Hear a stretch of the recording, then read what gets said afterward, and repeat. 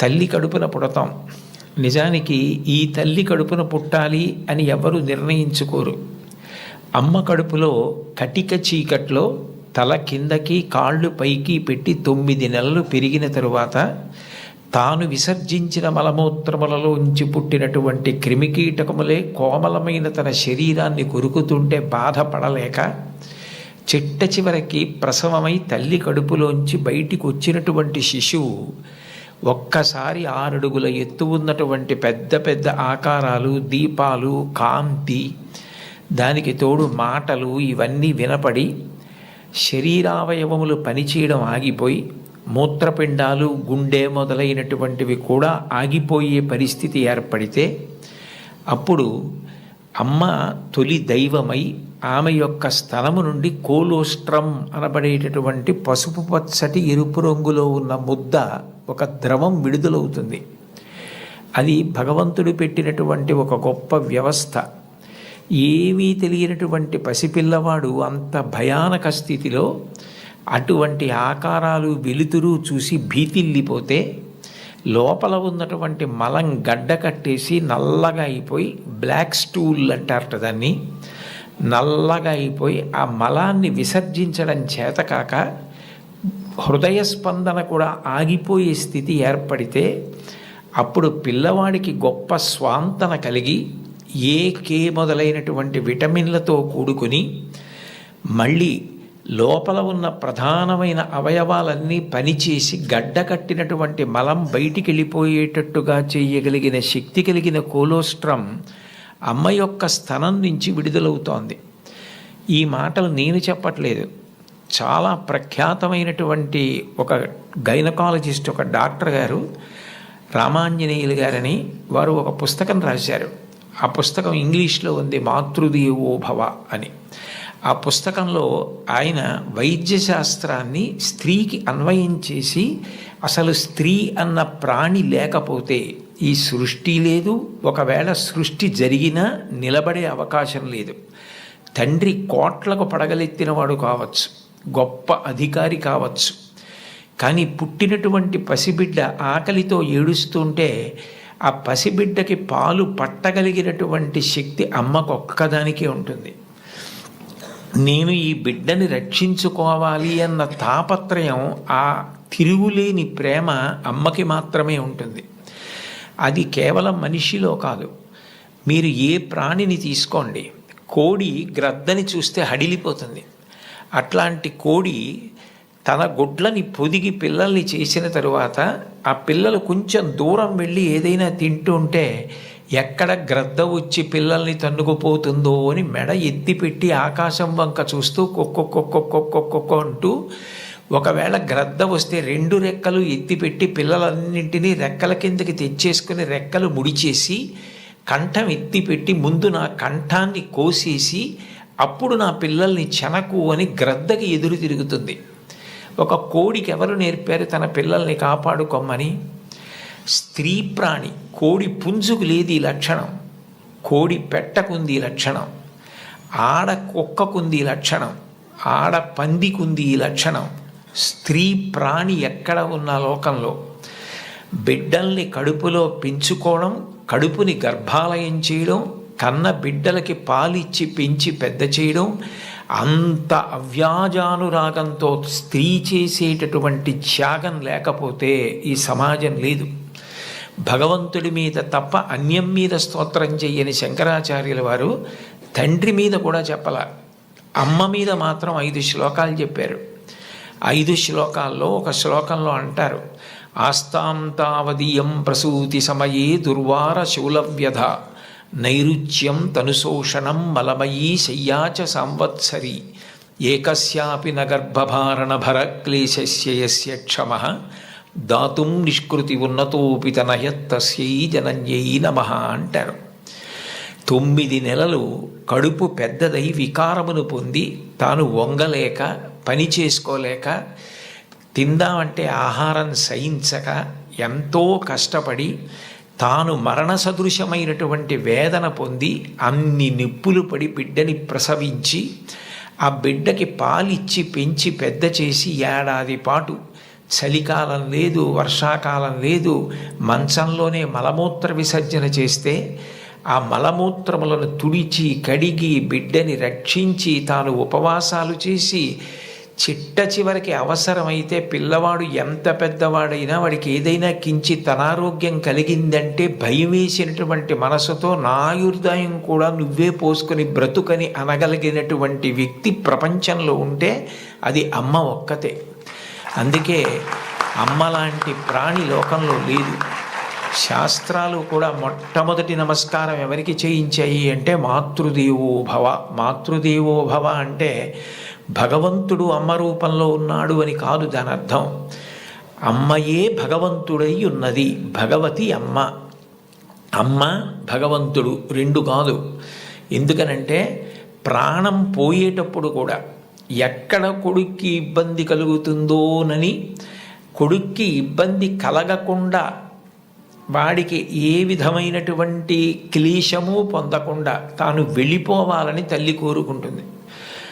సభలో చెప్పడం నాకు ఇష్టం లేదు, కానీ నేను ఉద్యోగం చేసిన రోజుల్లో నాతో పాటు ఉద్యోగం చేసినటువంటి ఒక వ్యక్తి తల్లి, ఆమెకి గుండె నొప్పి వస్తోందని తెలిసినా కొడుక్కి చెప్తే ఎక్కడ కొడుకు వైద్యానికి తీసుకెడతాడో, ఎక్కడ కొడుక్కి చాలా డబ్బు అయిపోతుందో, ఆడపిల్లలు పెళ్ళికి ఎదిగొచ్చారు, మగపిల్లలు చదువుకుంటున్నారని చెప్పడం మానేసి కొడుకు నిద్రపోవడానికి వెళ్ళిపోతుంటే పిలిచి ఒక్కసారి ఇలా కూర్చొని ఒళ్ళో తల పెట్టుకుంటానని, ఒళ్ళో తలపెట్టుకుని నేను నిద్రపోయిన తర్వాత నువ్వు వెళ్ళి పడుకో అని అంటే ఆవిడ ఉద్దేశ్యం ఏంటంటే ఆవిడ శాశ్వత నిద్రలోకి వెళ్ళిపోతోంది. ఆ కొడుకు ఒళ్ళో తలపెట్టుకుని పడుకుంటే కొంతసేపటికి తల్లి కదలటం లేదని వాడు కదిపి చూస్తే తల్లి శరీర త్యాగం చేసేసింది. ఆ తర్వాత తెలిసింది, తన భార్య చెప్పింది, కొంచెం గుండెల్లో నొప్పిగా ఉందమ్మా, బరువు పని చేయలేకపోతున్నాను, కానీ వాడికి మాత్రం నువ్వు చెప్పకు సుమా అని ఉట్టేయించుకుందట కోడలతో. అది తల్లి అంటే. అమ్మ అంటే అంతటి ప్రేమైకమూర్తి. అమ్మ లాంటి వ్యక్తి జీవితంలో ఇక దొరకదు. జీవితంలో అన్నిటికన్నా పెద్ద నేరం ఏమిటంటే అమ్మకి చెప్పలేము అన్న పని మనం చేయడమే. ఏ పని మనం చేస్తామో అది అమ్మకి చెప్పగలగాలి. మీరు ఏ పని చెయ్యండి, ఇది అమ్మకి నేను చెప్పలేను అన్న పని మీరు జీవితంలో ఎప్పుడూ చెయ్యకూడదు. భగవంతుడెంతో అమ్మ అంతే. మీరు మహాత్ములైన వారి ఎవరి జీవిత చరిత్ర పరిశీలించండి. అమ్మకి నమస్కారం చెయ్యకుండా, అమ్మ గొప్పతనం చెప్పకుండా లేరు. ఈ రాష్ట్రానికి ముఖ్యమంత్రి చేసినటువంటి ప్రాతస్మరణీయులు టంగుటూరి ప్రకాశం పంతులు గారు తన జీవిత చరిత్రలో వ్రాసుకున్నారు. తాను మిడిల్ స్కూల్లో ప్రవేశించినప్పుడు 3 రూపాయలు జీతం కట్టలేకపోతే 25 మైళ్ళ దూరం నడిచి వెళ్ళి వాళ్ళ బావగారిని అప్పడిగితే ఆయన దగ్గర కూడా డబ్బు లేకపోతే మళ్ళీ 25 మైళ్ళు వెనక్కి తిరిగి వచ్చి, అమ్మ అప్పు దొరకలేదు, బావగారికి దగ్గర కూడా లేవుట, నేను చదువు మానేస్తానంటే అప్పటికి ఆ తల్లికి ఉన్నది ఒక్క పట్టు చీర. ఆ పట్టు చీర పట్టుకెళ్ళి ఆ రాత్రికి రాత్రి తాకట్టు పెట్టి ఆవిడ ఆ డబ్బు పట్టుకొచ్చి చదివిస్తే ప్రకాశం పంతులు గారు బ్యారిస్టర్ అయ్యి రాష్ట్రానికి ముఖ్యమంత్రి అయ్యారు. ఆయన తన జీవిత చరిత్రలో అమ్మ గురించి అంత గొప్పగా వ్రాసుకున్నారు. ఏపీజే అబ్దుల్ కలాం గారు, ఆయన పేరు చెప్తే పిల్లలు పరవశించిపోతారు. కాకినాడలో ఒకసారి నేను గోశాలకు వెడుతుంటే సాయంకాలం వేళ పిల్లలు స్వచ్ఛందంగా, అదేం ఎవ్వరూ నిర్వహించింది కాదు, వాళ్ళంతట వాళ్ళుగా బయటికి వచ్చి కొవ్వొత్తులు పట్టుకుని ఎడుతున్నారు కొంతమంది. నాకు ఏమిటి ఇక్కడ ఏమీ కనపట్టలేదు, ఇక్కడ ఏమీ నినాదాలు లేవు, నడిపిస్తున్న వాళ్ళు లేరు, పిల్లలు ఎందుకు కొవ్వొత్తులు పట్టుకుని వెళ్తున్నారని నేను వాళ్ళని అడిగాను, ఏమ్మా ఎందుకు ఎడుతున్నారని. మహానుభావుడు అబ్దుల్ కలాం గారు శరీరం విడిచిపెట్టేశారండి, అందుకని కొవ్వొత్తులు పట్టుకుని ఎడుతున్నా ఉన్నారు. నేను ఈ మధ్య కాలంలో ఒక నాయకుడు వెళ్ళిపోతే, ఒక వ్యక్తి మరణిస్తే పిల్లలు స్వచ్ఛందంగా కొవ్వొత్తులు పట్టుకుని వెళ్ళడం చూసింది అబ్దుల్ కలాం గారి విషయంలో చూశాను. అటువంటి అబ్దుల్ కలాం గారు వింగ్స్ ఆఫ్ ఫైర్ అని ఇంచుమించు తన జీవిత చరిత్ర ఆ పుస్తకంలో వ్రాసుకున్నారు. 2వ ప్రపంచ యుద్ధ సమయంలో గోధుమలు రేషన్లో దొరుకుతున్నటువంటి రోజుల్లో అమ్మగారు రొట్టెలు ఒత్తి పిల్లలందరికీ పెడుతుంటే అందరి తలో 4 రొట్టెలు తినాలి. ఆ రోజు రొట్టె కూర బాగుందని కలాం గారు ఇంకో రొట్టె వేయి అని తిన్నారు. అప్పటికి చిన్నవారు చదువుకుంటున్నారు. ఇంకో రొట్టె వెయ్యని తినేస్తే అన్నగారు వచ్చి, నువ్వు రొట్టెలు ఎక్కువ తినేశావు, రెండో ప్రపంచ యుద్ధం జరుగుతోంది, రేషను గోధుమలు దొరకట్లేదు, అమ్మకి రొట్టెలు లేవు, నీకు పెట్టేసింది, అలా తినచ్చా అన్నారు. అమ్మకి తినవలసిన రొట్లు తాను తినేశానన్న న్యూనతాభావంతో కలాం గారు వలవలా ఏడుస్తుంటే తల్లిగారు వచ్చి గట్టిగా కౌగిలించుకొని, నాన్న నువ్వు తింటే నేను తిన్నట్టేరా, నాకు చాలా సంతోషంగా ఉంది అంది మా అమ్మ. అమ్మ ఒకరోజు వస్తుంది, ఆ రోజు ఈ కలాం ఈ శరీరాన్ని విడిచిపెట్టి నీకు నమస్కారం చేయడానికి వస్తాడు. On the day of the final judgement అని రాసుకున్నారు ఆయన.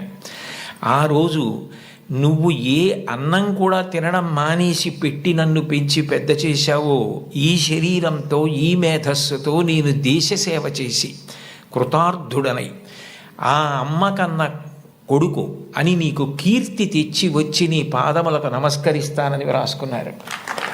అమ్మకి అబ్దుల్ కలాం గారు ఇచ్చినటువంటి గౌరవం అంత గొప్పది.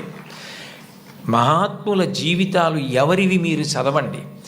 అంతవరకు ఎందుకు, మీ అందరికీ తెలిసిన్నటువంటి వ్యక్తి నోరి దత్తాత్రేయుడు గారని, ఇవాళ ప్రపంచ ప్రఖ్యాత క్యాన్సర్ స్పెషలిస్ట్, ఒకప్పుడు భారతదేశానికి రాష్ట్రపతి పదవి నిర్వహించినటువంటి వ్యక్తి, మాన్యులు శ్రీ నీలం సంజీవరెడ్డి గారికి క్యాన్సర్ వస్తే వారే ఆ వైద్యం చేసి ఆ వ్యాధి పోయేటట్టు చేశారు.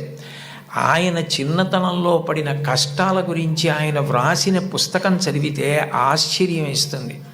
వాళ్ళ అమ్మగారు పడ్డ కష్టం, ఎంత కష్టపడి ఆయన్ని పెంచి పెద్ద చేశారో, ఆయన విదేశాలు వెళ్ళి అంత పెద్ద క్యాన్సర్ స్పెషలిస్ట్ అయిన తర్వాత ఆయన చేసిన మొదటి పని ఏమిటంటే, మా అమ్మ ఒంటి మీద బంగారపు నలుసు లేకుండా అమ్మి మమ్మల్ని పెంచి పెద్ద చేసింది, ఆ అమ్మకి 2 బంగారు గాజులు కొంటే నా జీవితం ధన్యమని గాజులు కొనుక్కుని విదేశాల నుంచి వచ్చి అమ్మ చేతులకి తొడిగి ఆనంద బాష్పాలు కార్చారు.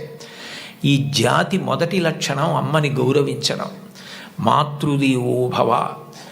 మీరందరూ పిల్లలు, మీరు నేర్చుకోవలసిన మొట్టమొదటి నియమం ఏది అంటే అమ్మని గౌరవించడం నేర్చుకోండి. అమ్మకి నమస్కారం చెయ్యండి. మీరు పాఠశాలకి వచ్చేటప్పుడు అమ్మకి నమస్కారం చేసి రావడం మీకు అలవాటైతే, మీ అమ్మగారి కన్నా మీకు అత్యంత ప్రేమతో ఆశీర్వచనం చెయ్యగలిగిన వ్యక్తి ఈ సృష్టిలో వేరొకరు ఉండరు. ప్రాణం పోయేటప్పుడు కూడా మీరు వృద్ధిలోకి రావాలని కోరుకునే ఏకైక వ్యక్తి ఎవరైనా ఉంటే తల్లి ఒక్కతే. అంత గొప్పది అమ్మ. బాలమురళీకృష్ణ గారి తల్లి ఆయన పుట్టిన 10 రోజుల్లో మరణించారు. ఆయన వ్రాసుకున్నారు, నన్ను కనడానికే మా అమ్మ పుట్టిందేమో అని రాసుకున్నారు. భారత ప్రధానమంత్రి నరేంద్ర మోదీ గారు ఈ మధ్యకాలంలో ఒక విదేశీ ఛానల్కి ఇచ్చిన ఇంటర్వ్యూ మీరు చూసి ఉంటారు. అసలు నేను ఆశ్చర్యపోయాను ఆయన చెప్పిన మాటలు విని. నిరుపేద కుటుంబంలో పుట్టారు. వాళ్ళ అమ్మగారు అంత కష్టించి పనిచేసేవారు, వాళ్ళ నాన్నగారు కూడా అంత కష్టపడి పనిచేసేవారు. ఆయన ఆ ఇంటర్వ్యూలో ఒక మాట అన్నారు, అసలు నాకు బూట్లు వేసుకోవడం అంటే తెలియదు, కానీ బూట్లు లేవన్న పేదరికం మా మనసుకి అందకుండా మా అమ్మ పెంచింది. అంటే ఉన్నదానిలో అంత తృప్తిగా బ్రతకడం మా అమ్మ నేర్పింది. మాకిది లేదు, మేము చేతకాని వాళ్ళం, మేము వెనకబడిపోయాం అన్న భావన కలిగితే ఉత్సాహం రాదు. అటువంటి భావన కలగకుండా ఎప్పుడూ ఉన్నదానితో తృప్తిగా పరమ సంతోషంగా గడిపాం. అన్నదమ్ములు, అక్క చెల్లెళ్ళు అందరం కలిసి అని ఆయన ఇంటర్వ్యూ చేస్తున్న వ్యక్తి వంక తిరిగి, ఇప్పుడు మన ఇద్దరం కూర్చున్న గది కన్నా కిటికీ లేని ఒకే తలుపు ఉన్న చిన్న గదిలో కలిసి మెలిసి బతికి పడుకుని పెరిగి పెద్దవాడినైన వాడిని చెప్పుకున్నారు. అటువంటి మహోత్కృష్టమైన వ్యక్తులు కూడా తల్లికి తండ్రికి అంత గౌరవం ఇచ్చారు.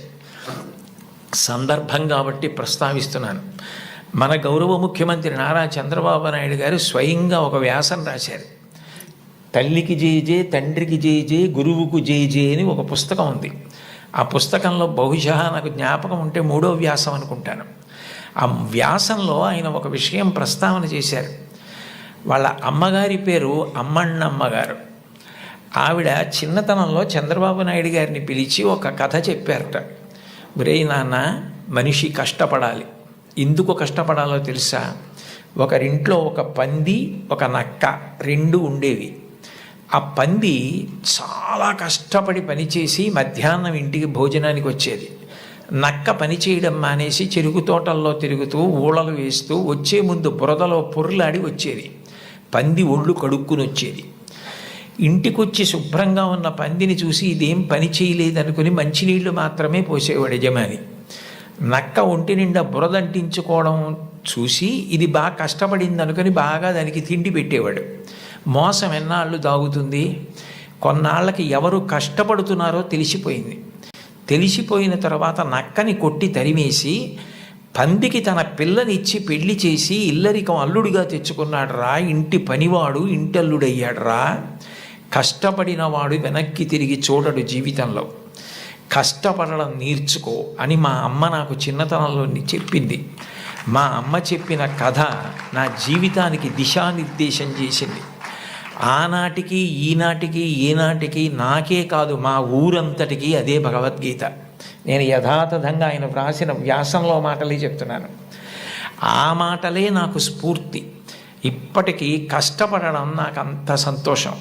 ఆ కష్టపడడం అన్నది నేను మా అమ్మగారి దగ్గర నేర్చుకున్నాను. ఆ కష్టపడే ఇవాళ ఈ స్థితికి వచ్చాను. నేను ముఖ్యమంత్రినైనా మా అమ్మగారు మాత్రం మా ఇంట్లో గట్టిగా 3 రోజులు ఉండడానికి ఇష్టపడేది కాదు. మళ్ళీ వెళ్ళిపోయి ఆ నారావారి పల్లెలో తెల్లవారి 5 గంటలకి లేచి గొడ్డు గోద పొలము పనులు అవి చేసుకోవడం, ఆ కష్టపడ్డము ఆవిడికి ఎంత సంతోషము అని అమ్మగారి ప్రేరణతో తాను ఎంత వృద్ధిలోకి వచ్చారో వ్రాసుకున్నారు. నేను ఏదో 4-5 విషయాలు మాత్రమే ప్రస్తావించాను. లోకంలో తల్లిని మించిన దైవం లేదు. మీరు జీవితంలో ఎప్పుడైనా అమ్మ నువ్వేం చేశావని అడిగితే, మీరు అమ్మకి చెప్పలేని స్థితి కలిగితే, మీరు చేసిన పని మీ అమ్మగారికి మీరు చెప్పలేకపోతే అంతకన్నా ఆత్మద్రోహం ఇంకొకటి లేదు. మీరు ఏది చేసినా మీ అమ్మగారికి చెప్పగలగాలి. ఇది నేను మా అమ్మకి చెప్పలేను అన్న పని చెయ్యకండి. మీరు ఒకవేళ తప్పు చేసినా మిమ్మల్ని క్షమించడానికి సిద్ధంగా ఉండే మొదటి వ్యక్తి ఈ ప్రపంచంలో ఎవరైనా ఉంటే అమ్మే. అమ్మకి చెప్పకుండా ఉండకండి. అమ్మ ఒకవేళ మిమ్మల్ని దెబ్బలాడి ఇక పైన ఇట్లా చెయ్యకు అంటే ఇక మళ్ళీ ఆ తప్పు చెయ్యకండి. మీరు పిల్లలు కాబట్టి ఒకసారి చెయ్యొచ్చు ఎప్పుడైనా, కానీ పొరపాటు జరిగినా మీ అమ్మగారికి చెప్పండి, వద్దంటే మాత్రం చేయకండి. బహుశా కుటుంబం దగ్గరే నైతిక విలువలు మొదలవుతాయి. కుటుంబ విలువల గురించి ప్రస్తావన చెయ్యండి అని చెప్పి తన అనుభవంతో ఆయన నాకు సూచన చేయడానికి కారణం అదే అయి ఉంటుంది. తల్లి ఎంత గొప్పదో తండ్రి అంత గొప్పవాడు. తండ్రిని జీవితాంతం దైవంతో సమానంగా చూడాలి. పితృదేవోభవ, భగవంతుడే తండ్రి రూపంలో ఉన్నాడు. వేదంలో యజుర్వేదంలో అష్టమానువాకంలో రుద్రాధ్యాయంలో అంటారు, నమ శంకరాయచ మయస్కరాయచ నమ శివాయచ శివతరాయచ అని. మన కంటికి కనపడని భగవంతుడు తండ్రి రూపంలో ఇంట్లో తిరుగుతున్నాడు. ఎప్పుడు బిడ్డ వృద్ధిలోకి రావాలని అహరహం కోరుకునేవాడు ఎవరైనా ఉంటే తండ్రి. తను ఎంత కష్టపడనివ్వండి, ఆయన బెంగపెట్టుకోడు. కానీ ఆయన కోరుకునేది ఒకటే, పుత్రాది చేత్ పరాజయం. తను ఎంత కీర్తి సంపాదించినా తనకన్నా కూడా కీర్తివంతుడు కొడుకై, ఈయనకన్నా ఈయన కొడుకు గొప్పవాడండి అనిపించుకొని కొడుకు చేతిలో ఓడిపోతాట తండ్రి ఆనందపడిపోతాట. అంటే తండ్రికి ఈ కొడుకు పట్ల ఎంత ప్రేమ ఉంటుందో చూడండి. ఈ సందర్భం వచ్చింది కాబట్టి మీకు ఒక విషయం మనవి చేస్తాను. నేను ఒకప్పుడు విశాఖపట్నంలో ధర్మసోపానాల మీద ప్రసంగాలు చేస్తున్నాను. ఆ రోజుల్లో విశాఖపట్నంలో ఉన్న పాఠశాలల్లో ఉన్న విద్యార్థులకి మా నాన్నగారు అన్న విషయం మీద మాట్లాడమని వ్యాసరచన పోటీ నిర్వహించారు. వ్యాసరచన పోటీ నిర్వహిస్తే కొన్ని 100 మంది పిల్లలు పాల్గొన్నారు. అందులో 10 పేపర్లు చిట్ట చివర సెలెక్ట్ చేసి నాకు పంపించారు. ఇందులో ఫస్ట్, సెకండ్, థర్డ్ ప్రైజులు నిర్ణయించమని. నేను పేర్లు చూస్తే ఒకవేళ నాకు ఏదైనా పక్షపాతం కలుగుతుందేమో, సుశీల అని కనపడింది అనుకోండి, తెల్లవారుజామునే మా అమ్మ గుర్తొచ్చి మార్క్ ఎక్కువ వేస్తానేమో అని నేను పేర్లు చూడకుండా పేపర్లు దిద్ది మార్కులు వేసేసి తర్వాత పేర్లు చూశాను. చూస్తే నేను ఫస్ట్ ప్రైజ్ ఇచ్చినటువంటి వ్యక్తి ఒక మహమ్మదీయ బాలిక. నేనేం మార్చలేదు సుమండి, అట్లాగే ఇచ్చేసాం. అప్పుడు ఆ బహుమతులు ఇస్తున్న సభకి అప్పుడు తిరుమల తిరుపతి దేవస్థానాలకి కార్యనిర్వహణాధికారి మాన్యులు శ్రీ ఎల్వి సుబ్రహ్మణ్యం గారు, ఆయన ముఖ్య అతిథిగా వచ్చారు. ఆయన ప్రైజ్ ఇస్తూ ఈ పిల్ల ఏం రాసింది మైక్లో చదివి వినిపించమనండి అన్నారు. అంటే ఆ పాప పేపర్ చదివింది. అందులో ఆమె ఏం రాసిందంటే, వాళ్ళ అమ్మగారు టీచరు, వాళ్ళ నాన్నగారు కూడా ఏదో ఉద్యోగం, ఆయనకి బ్లడ్ క్యాన్సర్ వచ్చింది, చూసుకోలేదు, ముదిరిపోయింది, 3 నెలల్లో చనిపోతారని చెప్పారు. ఆయన తన భార్య దగ్గరికి వెళ్ళి అడిగింది ఏంటంటే, ఈ 3 నెలలు నేను చనిపోతానన్న విషయం పిల్లలకి చెప్పద్దు, వాళ్ళు ఏడిస్తే నేను చూడలేను, నేను చనిపోయాక వాళ్ళు ఎటు ఏడుస్తారు, అప్పుడు నేను ఆపలేను, నేను బ్రతికుండగా వాళ్ళు ఏడవడం నేను చూడలేను, కాబట్టి నేను చనిపోతాను 3 నెలల్లో అన్న విషయాన్ని మాత్రం నా పిల్లలకి చెప్పద్దని రాత్రింబవళ్ళు హక్కున చేర్చుకొని మా భవిష్యత్తు కోసం ఇంకా కష్టపడి అంత జాగ్రత్తగా వ్యవస్థ చేసి 3 నెలల తర్వాత ఆయన మరణిస్తారని తెలిసి చిట్ట చివరి కాలంలో 3 దగ్గర పెట్టుకొని చెప్పకుండా అంత ప్రేమ చూపించి కన్నుల నీరు కారుస్తూ 3 వంక గుడ్లు తిప్పుతూ ప్రాణం వదిలేశారు ఆయన. తండ్రి అంటే అది, అంతటి త్యాగశీలి మా నాన్న. ఇది నాకు తెలిసున్న తండ్రి, ఇంతకన్నా తండ్రి గురించి చెప్పడం నాకు రాదని రాసింది ఆ అమ్మాయి. ఆ అమ్మాయికి ఫస్ట్ ప్రైజ్ ఇచ్చాం. తండ్రి అంటే అంత గొప్పవాడు, మీకోసం ఏ త్యాగం చేయడానికైనా సిద్ధంగా ఉంటాడు. అబ్రహాం లింకన్ గారు అమెరికాకి అధ్యక్షుడైన తర్వాత మొట్టమొదటిసారి సినేట్లో సభ ఏర్పాటు చేసి పారిశ్రామికవేత్తల్ని, ధనవంతుల్ని అందరినీ పిలిచి దేశాభివృద్ధి కొరకు వారు విరివిగా పెట్టుబడులు పెట్టవలసిన అవసరం గురించి ప్రసంగం చేస్తున్నారు. లోకంలో ఎప్పుడూ అసూయ, పక్షపాతం, సంకుచితత్వం ఇవి కూడా ఉంటాయి. వెలుగుతో పాటే చీకటి. అందులో ఒక ధనవంతుడికి అసూయ కలిగింది. ఇంత పేదవాడు ఈయన అమెరికా అధ్యక్షుడు అవడం ఏమిటని అకస్మాత్తుగా సభలో లేచి నిలబడి, లింకన్ అదృష్టం కలిసి వచ్చి ఇవాళ అమెరికా అధ్యక్షుడు అయ్యావు, నేను వేసుకున్న ఈ బూటు మీ నాన్నగారు కుట్టింది అని బూటు చూపించాడు. అందరూ ఆశ్చర్యపోయారు. అబ్రహాం లింకన్ కూడా హతాశుడయ్యారు ఒక్క నిమిషం. కానీ వెంటనే ఆయన తేరుకుని తాను కూర్చున్న కుర్చీలోంచి లేచి నిలబడి ముకుళిత హస్తాలతో ఆ పారిశ్రామికవేత్తకి నమస్కారం చేసి, మీరు నాకు మహోపకారం చేశారు, ఇంత కష్టపడి పెంచి మా నాన్నగారు పెద్ద చేసి ఉండకపోతే ఇవాళ నేను అమెరికా అధ్యక్షుడిని అయ్యేవాడిని కాను. నేనే స్మరించవలసింది మా నాన్నగారిని. నేను స్మరించకపోయినా మీరు గుర్తు చేశారు. నిజమే, మా నాన్నగారు బూట్లు కుట్టేవారు, నాకు కూడా నేర్పారు బూట్లు కుట్టడం, చెప్పులు కుట్టడం. ఎప్పుడైనా మీ బూటు మీకు వదులైపోతే నాకు ఒక్క ఫోన్ చేయండి, నేను అమెరికా అధ్యక్షుడినైనా ఆయన కొడుకుని. ఆయన కుట్టిన బూటుకి మరమ్మత్తు చేయడం నా అదృష్టంగా భావించి మీ ఇంటికి వచ్చి మరమ్మత్తు చేసి వెడతాను. అది నా తండ్రికి నేను ఇవ్వగలిగిన కితాబ్ అన్నారు. సభ అంతా కరతాళ ధ్వనులు మారిమోగిపోయింది. అది తండ్రికి అబ్రహాం లింకన్ ఇచ్చిన గౌరవం. తండ్రి పేరు చెప్పేటప్పటికి ఎంతటి మహితాత్ములు కూడా అంతటి మర్యాద, అంతటి గౌరవాన్ని చూపించారు. లతా మంగేష్కర్ గారు వ్రాసుకున్నటువంటి ఆవిడ జీవిత సంబంధించిన విషయాలు, ఆవిడ జీవితంలో జరిగిన అద్భుతాలతో కూడిన పుస్తకం ఒకటి ఉంది, దాన్ని తెలుగు చేత చేశారు ఈ మధ్య. ఆ పుస్తకం మీరు చదివితే అందులో మీకు ఒక ఆశ్చర్యకరమైన సంఘటన కనపడుతుంది. ఆవిడ చాలా చిన్నతనంలోనే వాళ్ళ నాన్నగారు దీననాథ మంగేష్కర్ వారు ఆవిడికి హిందుస్థానీ సంగీతం నేర్పారు. తండ్రి గారి దగ్గరే నేర్చుకున్నారు సంగీతం. చాలా చిన్న పిల్లప్పుడే ఆవిడికి ప్రథమ బహుమతి వచ్చింది పిల్లల్లో. దిల్ రుబా అని సంగీత పరికరాన్ని ఆవిడికి ఆ రోజుల్లో బహుమానంగా ఇచ్చారు. ఆవిడ ఎంతో అపూర్వంగా తెచ్చి పిల్లకి మొట్టమొదట వచ్చిన బహుమానం కాబట్టి ఇంట్లో పెట్టుకుని దాన్ని అత్యంత విలువగా చూస్తూ ఉండేవారు. ఒక రోజున ఇంట్లో ఎలక ప్రవేశించి బట్టలు అవి కొట్టేస్తోంది. ఆ ఎలక ఒక చోట నిలబడి కనపడింది. వాళ్ళ నాన్నగారు ఆ ఎలకని చంపుదామని చేతికి ఆ దిల్ రుబా అన్న వాద్య పరికరం దొరికితే అది తీసి ఎలకని కొట్టారు. ఆ ఎలక్కి దెబ్బ తగిలింది, పడిపోయింది. కానీ ఈ దిల్ రుబా అన్న సంగీత పరికరం విరిగిపోయింది. ఈ పిల్ల ఏడుపు మొదలుపెట్టింది. లతా మంగేష్కర్, నాకు వచ్చిన మొదటి బహుమతి ఈ పరికరం, మీరు విసిరేశారు ఎలక మీదకి, విరిగిపోయిందని. వాళ్ళ నాన్నగారి దగ్గరికి పిలిచి కౌగిలించుకొని ఆ పిల్లతో అన్నారు, చూడు, ఇట్లాంటి బహుమానాలు నీకు జీవితంలో పెద్ద పెద్ద ఇళ్ళు కట్టి పెట్టుకున్నా కూడా సరిపోనని వస్తాయి. బహుమానాల మీద నువ్వు ఆర్తిని పెంచుకోకు. నీలో ఉన్న కళ పెరగడానికి నువ్వు పరిశ్రమ చేయడం నిరంతరం చెయ్యి. నీ కళని పెంచుకోవడం మీద ఆర్తి నీకు నిలబడితే నీ వెంట ఇట్లాంటి బహుమానాలు పరుగులు పెడతాయన్నారు. భారతరత్న వచ్చిన తరువాత, పద్మవిభూషణ్ వచ్చిన తరువాత వాళ్ళ అమ్మగారు ఆహా అన్నప్పుడు ఆవిడ సభలో ఈ విషయం చెప్పారు. వాళ్ళ నాన్నగారిని గుర్తు చేసుకొని, మా నాన్నగారు చెప్పిన ఆ మాట నన్ను జీవితంలో నిలబెట్టిందని 2 సంఘటనలు చెప్పారు ఆవిడ. 2 అణాల నాణ్యం ఉండేది ఆ రోజుల్లో.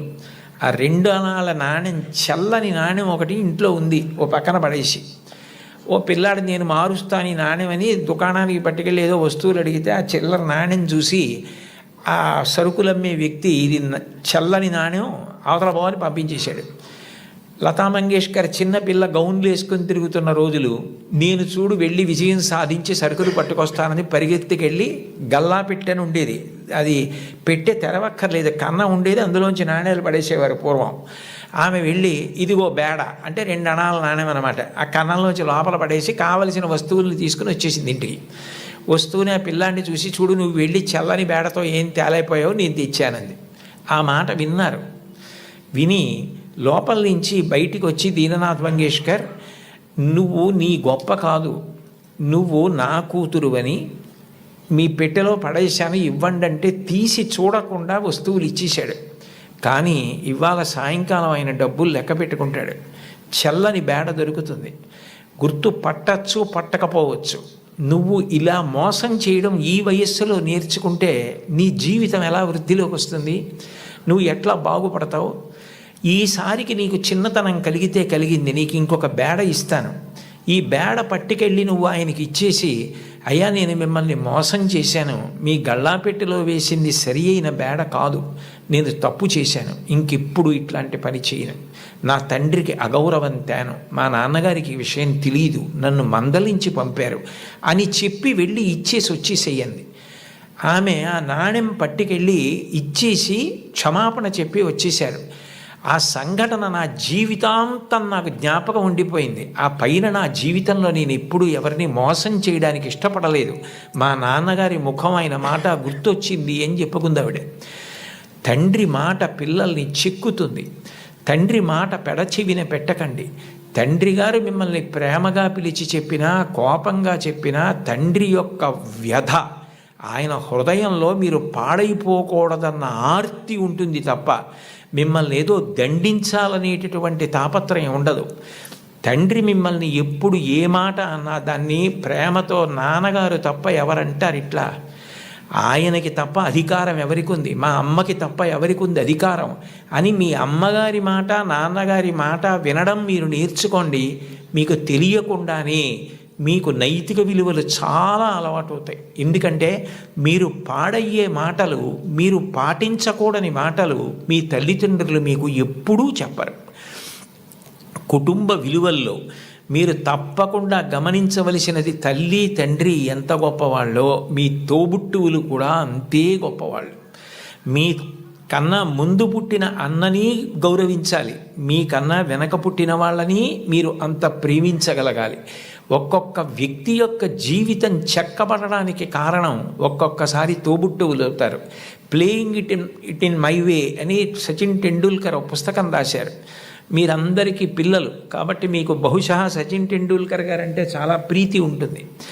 మీరు ఆయన రాసిన పుస్తకం చదివారేమో అని నేను అనుకుంటున్నాను, కొంతమంది పిల్లలైనా. అందులో ఆయన ఒక విషయం రాశారు. ఆయన చిన్నతనంలో ఆ రోజుల్లో అచ్రేకర్ గారిని క్రికెట్లో ఆయన దగ్గర నేర్చుకోవడం అంటే చాలా గొప్ప. అచ్రేకర్ గారి దగ్గర క్రికెట్లో శిక్షణ పొందడం కోసం టెండూల్కర్ గారు వెళ్ళినప్పుడు ఆయన్ని తీసుకెళ్ళింది ఆయన అన్నగారు అజిత్. అచ్రేకర్ టెండూల్కర్ని నిలబెట్టి కొన్ని బాల్స్ బౌలింగ్ చేయించి ఏది ఆడు అన్నారు. అస్సలు సరిగా ఆడలేకపోయారు టెండూల్కర్. ఆడలేకపోతే వెంటనే గురువుగారు అచ్రేకర్ చూసి, అబ్బాయి ఈ పిల్లవాడు ఇంకా సరిపోడు, వచ్చే వేసంకాలం సెలవుల్లో తీసుకురండి అన్నారు. అన్నగారు అజిత్ పరిగెత్తుకుంటూ అచ్రేకర్ దగ్గరికి వెళ్ళి, కాదు కాదు, మా వాడి వ్యక్తిత్వంలో ఒక బలహీనత ఉంది, వాడు చాలా మొహమాటస్తుడు, సిగ్గు, భయం, బిడియం, మీరు చూస్తున్నారన్న బిడియంతో ఆడలేకపోయాడు. మీరు సరే నువ్వు కాసేపు ఆడుతుండు, నాకు పనుంది అని దయచేసి మీరు కొంచెం దూరంగా వెళ్ళిపోయి మా వాడి ఆట తీరు పరిశీలించండి, అప్పుడు మీకు నచ్చకపోతే మా వాడిని తీసుకోవద్దన్నారు. ఏమిటో ఈ పిల్లాడు ఇంత ఆర్తిగా చెప్తున్నాడు తమ్ముడు గురించి చూద్దామని అచ్చిరేకర్ గారు సరే అట్లాగే చేస్తానని, టెండూల్కర్ నువ్వు ఆడుతుండు, నాకు చిన్న పనుంది మళ్ళీ వస్తానని దూరంగా వెళ్ళిపోయి చూశారు. అద్భుతమైన స్ట్రైట్ డ్రైవ్స్ కొడుతున్నాడు టెండూల్కర్ గారు. చూసి ఆశ్చర్యపోయినటువంటి అచ్చిరేకర్ తిరిగి వచ్చి టెండూల్కర్ని శిక్షణ ఇవ్వడానికి తీసుకున్నారు.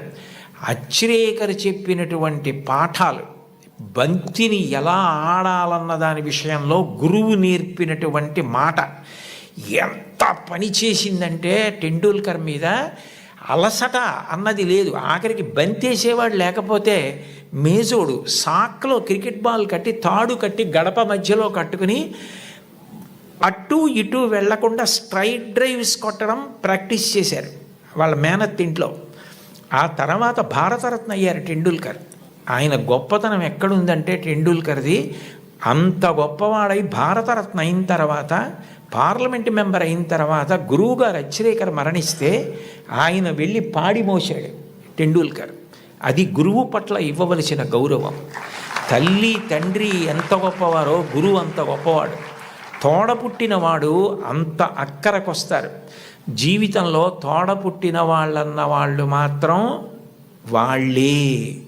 ఎక్కడికి వెళ్ళినా స్నేహితులు దొరకచ్చు, ఎక్కడికి వెళ్ళినా బంధువులు ఉండొచ్చు. దేశే దేశే కళత్రాణి దేశే దేశే చ బాంధవాహ తంతు దేశం నపశ్యామి ఎత్ర భ్రాత సహోదర అంటాడు రామాయణంలో రాముడు. ఎక్కడికి వెళ్ళినా బంధువులు స్నేహితులు దొరకచ్చు, కానీ తోడపుట్టిన వాళ్ళన్న వాళ్ళు మాత్రం ఆ జన్మకి వాళ్ళే. వాళ్ళని ప్రేమించడం, వాళ్ళతో దెబ్బలాడకపోవడం, వాళ్ళతో ప్రేమ భావనతో ఉండడం, వాళ్ళతో గౌరవంగా ఉండడం. చెల్లిని తమ్ముణ్ణి మార్గదర్శనం చేసి సచిన్ టెండూల్కర్కి అజిత్ చేసినట్టు చక్కగా వృద్ధిలోకి రావడం తెలుసుకోండి. అంతవరకు ఎందుకు అంటే ఒక్కొక్క విషయం తీసుకునేటప్పటికీ నాకు ఏవేవో జ్ఞాపకానికి వచ్చేస్తుంటాయి. అబ్దుల్ కలాం గారే వింగ్స్ ఆఫ్ ఫైర్లో ఒక చోట రాసుకున్నారు, ఆయనకి కోరిక, తపన ఎట్లాగైనా మెడ్రాస్ ఇన్స్టిట్యూట్ ఆఫ్ టెక్నాలజీలో ఏరోనాటికల్ ఇంజనీరింగ్ చదవాలని. సీట్ వచ్చింది. 1000 రూపాయలు కట్టాలి. ఆ రోజుల్లో 1000 రూపాయలు లేవు, నాన్నగారికి ఇచ్చే పరిస్థితి లేదు, ఆయన కలలు నెరవేరే అవకాశం లేదు. అటువంటప్పుడు ఆయన తోబుట్టువు జోహ్రా అనుకుంటాను, నేను చాలా రోజులైంది చదివి. ఆ జోహ్రా ఆయన తోబుట్టువు ఆమె చేతి గాజులు గొలుసులు తాకట్టు పెట్టి తీసుకొచ్చి కలాం గారికి ఇచ్చి నువ్వు చదువుకో అంది. కలాం గారు ఆనంద భాష్పాలతో ప్రతిజ్ఞ చేశారు, స్కాలర్షిప్ సంపాదించి నేను నీ నగలు కుదువ నుంచి విడిపించి మళ్ళీ నీకు తీసుకొచ్చి ఇచ్చేస్తాను చెల్లి అని చెప్పి, అక్క అని చెప్పి ఆయన వెళ్ళి చదువుకుని ఎంత గొప్పవారయ్యారో మీకు అందరికీ తెలుసు. తోబుట్టువులు అంత గొప్పగా ఆదుకుంటారు. తోబుట్టువులను నిర్లక్ష్యం చేయడం, మా అన్నయ్యతో నాకు మాటలు లేవండి, మా తమ్ముడితో నాకు మాటలు లేవండి, మా అక్కతో నాకు మాటలు లేవండి, ఈ మాట అనడం చాలా దారుణం. నీ తోడబుట్టిన వాడితోటే నువ్వు సర్దుకోవడం చేత కాని వాడివి సమాజంలో ఎవరితో సర్దుకుంటావు, ఎవరితో శాశ్వతంగా స్నేహాన్ని నెరపగలుగుతావు, నిన్నెవరు నమ్ముతారు? ఎంతమంది వచ్చినా నీ తోబుట్టువులు నీ ఇంటికి రాకపోతే ఏమిటో ఆయన ఊరందరికీ చెప్తారు కానండి, వాళ్ళ తమ్ముడే వాళ్ళ ఇంటికి రాడు, వాళ్ళ అన్నయ్యే వాళ్ళ ఇంటికి రాడు అంటారు. విలితి ప్రసంగం అవుతుంది. తోబుట్టువులతో సఖ్యత ఎప్పుడూ పాటించాలి. ఘర్షణ అన్నది ఉంటుంది. ఒక్కొక్కటి మనకిష్టమైంది తమ్ముడికి ఇష్టం లేకపోవచ్చు. ఏది ఇష్టం లేదో దాన్ని పరిహరించండి. ప్రేమగా ఉండడం, ప్రేమ పంచడం, అందరితో కలిసిమెలిసి ఉండడం బాగా నేర్చుకోండి. కుటుంబంలో మీరు ఏది నేర్చుకున్నారో అదే ముందుకొచ్చి పెద్దదవుతుంది సమాజంలో. కుటుంబంలో పెద్దవాళ్ళు తల్లిదండ్రులు ఉంటారు, సమానులు ఉంటారు, కింద చెల్లెళ్ళు ఉంటారు, తమ్ముళ్ళు ఉంటారు. మీరు దాన్ని పెంచితే, ఆ గది గోడలు పెంచితే అదే సమాజం. మీరు సమాజంలోకి వచ్చారనుకోండి, మీకన్నా బాగా చదువుకునే వాళ్ళు ఉంటారు. మీకన్నా బాగా చదువుకునే వాళ్ళని చూసి మీరు అసూయ పడకూడదు. వీళ్ళు ఎంత కష్టపడితే నాకన్నా ఇన్ని మార్కులు సంపాదించగలిగారు, కాబట్టి నేను కూడా కష్టపడతాను, కష్టపడి వీళ్లతో సమాన స్థాయిని పొందుతానని వాళ్ళని గౌరవించడం నేర్చుకోండి. మీతో సమానంగా మార్కులు వచ్చేవాళ్ళు ఉంటారు, నాతో సమానుడు అనకండి, అఫీషియల్ లాంగ్వేజ్లో మై ఈక్వలెంట్ కౌంటర్ పార్ట్ అంటుంటారు. అలా ఉదాసీన భావం పొందకండి. నాతో సమానుడంటే నేను ఎంత కష్టపడితే నాకు ఈ మార్కులు వచ్చాయి, అతను కూడా అంత కష్టపడితే కదా వచ్చాయి, కాబట్టి ఇతన్ని నేను గౌరవించాలని ప్రేమించండి. మీకన్నా తక్కువ వాళ్ళు ఎప్పుడన్నా కనపడ్డారనుకోండి, సమాజంలో మనకన్నా కింద ఉన్నవాడు, మనకన్నా పైన ఉన్నవాడు, మనకన్నా సమానుడు కనపడకుండా ఉండడు. ఈ ముగ్గురు కనపడి తీరుతారు మీకు. మీకన్నా చిన్నవాడు కనపడితే మీరు పరిహసించడం, వెటకారం ఆడడం, వాళ్ళని తక్కువ చేసి చూడడం నేర్చుకుంటే అంతకన్నా మానవత్వానికి చేటు ఇంకొకటి లేదు. మనకన్నా ఎవరైనా తక్కువలో కనపడితే వాళ్ళు వృద్ధిలోకి రావాలని మనస్ఫూర్తిగా భగవంతుణ్ణి ప్రార్థించాలి. వాళ్ళు గౌరవింపబడాలి అని కోరుకోవాలి. అంతేకాని తక్కువ చేసి చూడడం అన్నది జీవితంలో ఎప్పుడూ నేర్చుకోకూడదు. నీ తమ్ముడైతే నీ తమ్ముడికి ఒక్క మార్కు తక్కువ వస్తే వాడికి రావాలని ఎలా కోరుకుంటావో, నీ కుటుంబం గదులు ఆ గోడలు పోతే అది పెద్దదైతే అది సమాజం అవుతుంది. నువ్వు ఇంట్లో ఏం నేర్చుకున్నావో అదే రేపు సమాజంలో నువ్వు అమలు చేయగలుగుతావు. నీ ఇంట నీ తల్లిదండ్రుల్ని గౌరవించడం చేత కాకపోతే నీ గురువుని గౌరవించలేవు, నువ్వు ఎవ్వరినీ గౌరవించలేవు, ఎవ్వరిని గారిని సంబోధించలేవు. ఎంతటి మహాత్ముడు కానివ్వండి, ఆయన్ని ఏకవచన ప్రయోగం చేసి వాడు వీడు అని మాట్లాడడం అలవాటు అవుతుంది.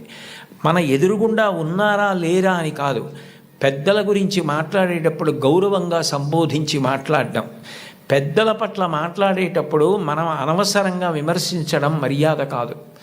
వారి పట్ల మనం కృతజ్ఞతతో మర్యాదగా ఉండడం నేర్చుకోవాలన్నది మీరు చిన్నతనంలో తరగతి గదిలో అభ్యాసం చేసినది ఏది ఉందో రేపు పౌరులైన తర్వాత సమాజంలో మీరు అదే చెయ్యడం కొనసాగింపుగా చేస్తారు.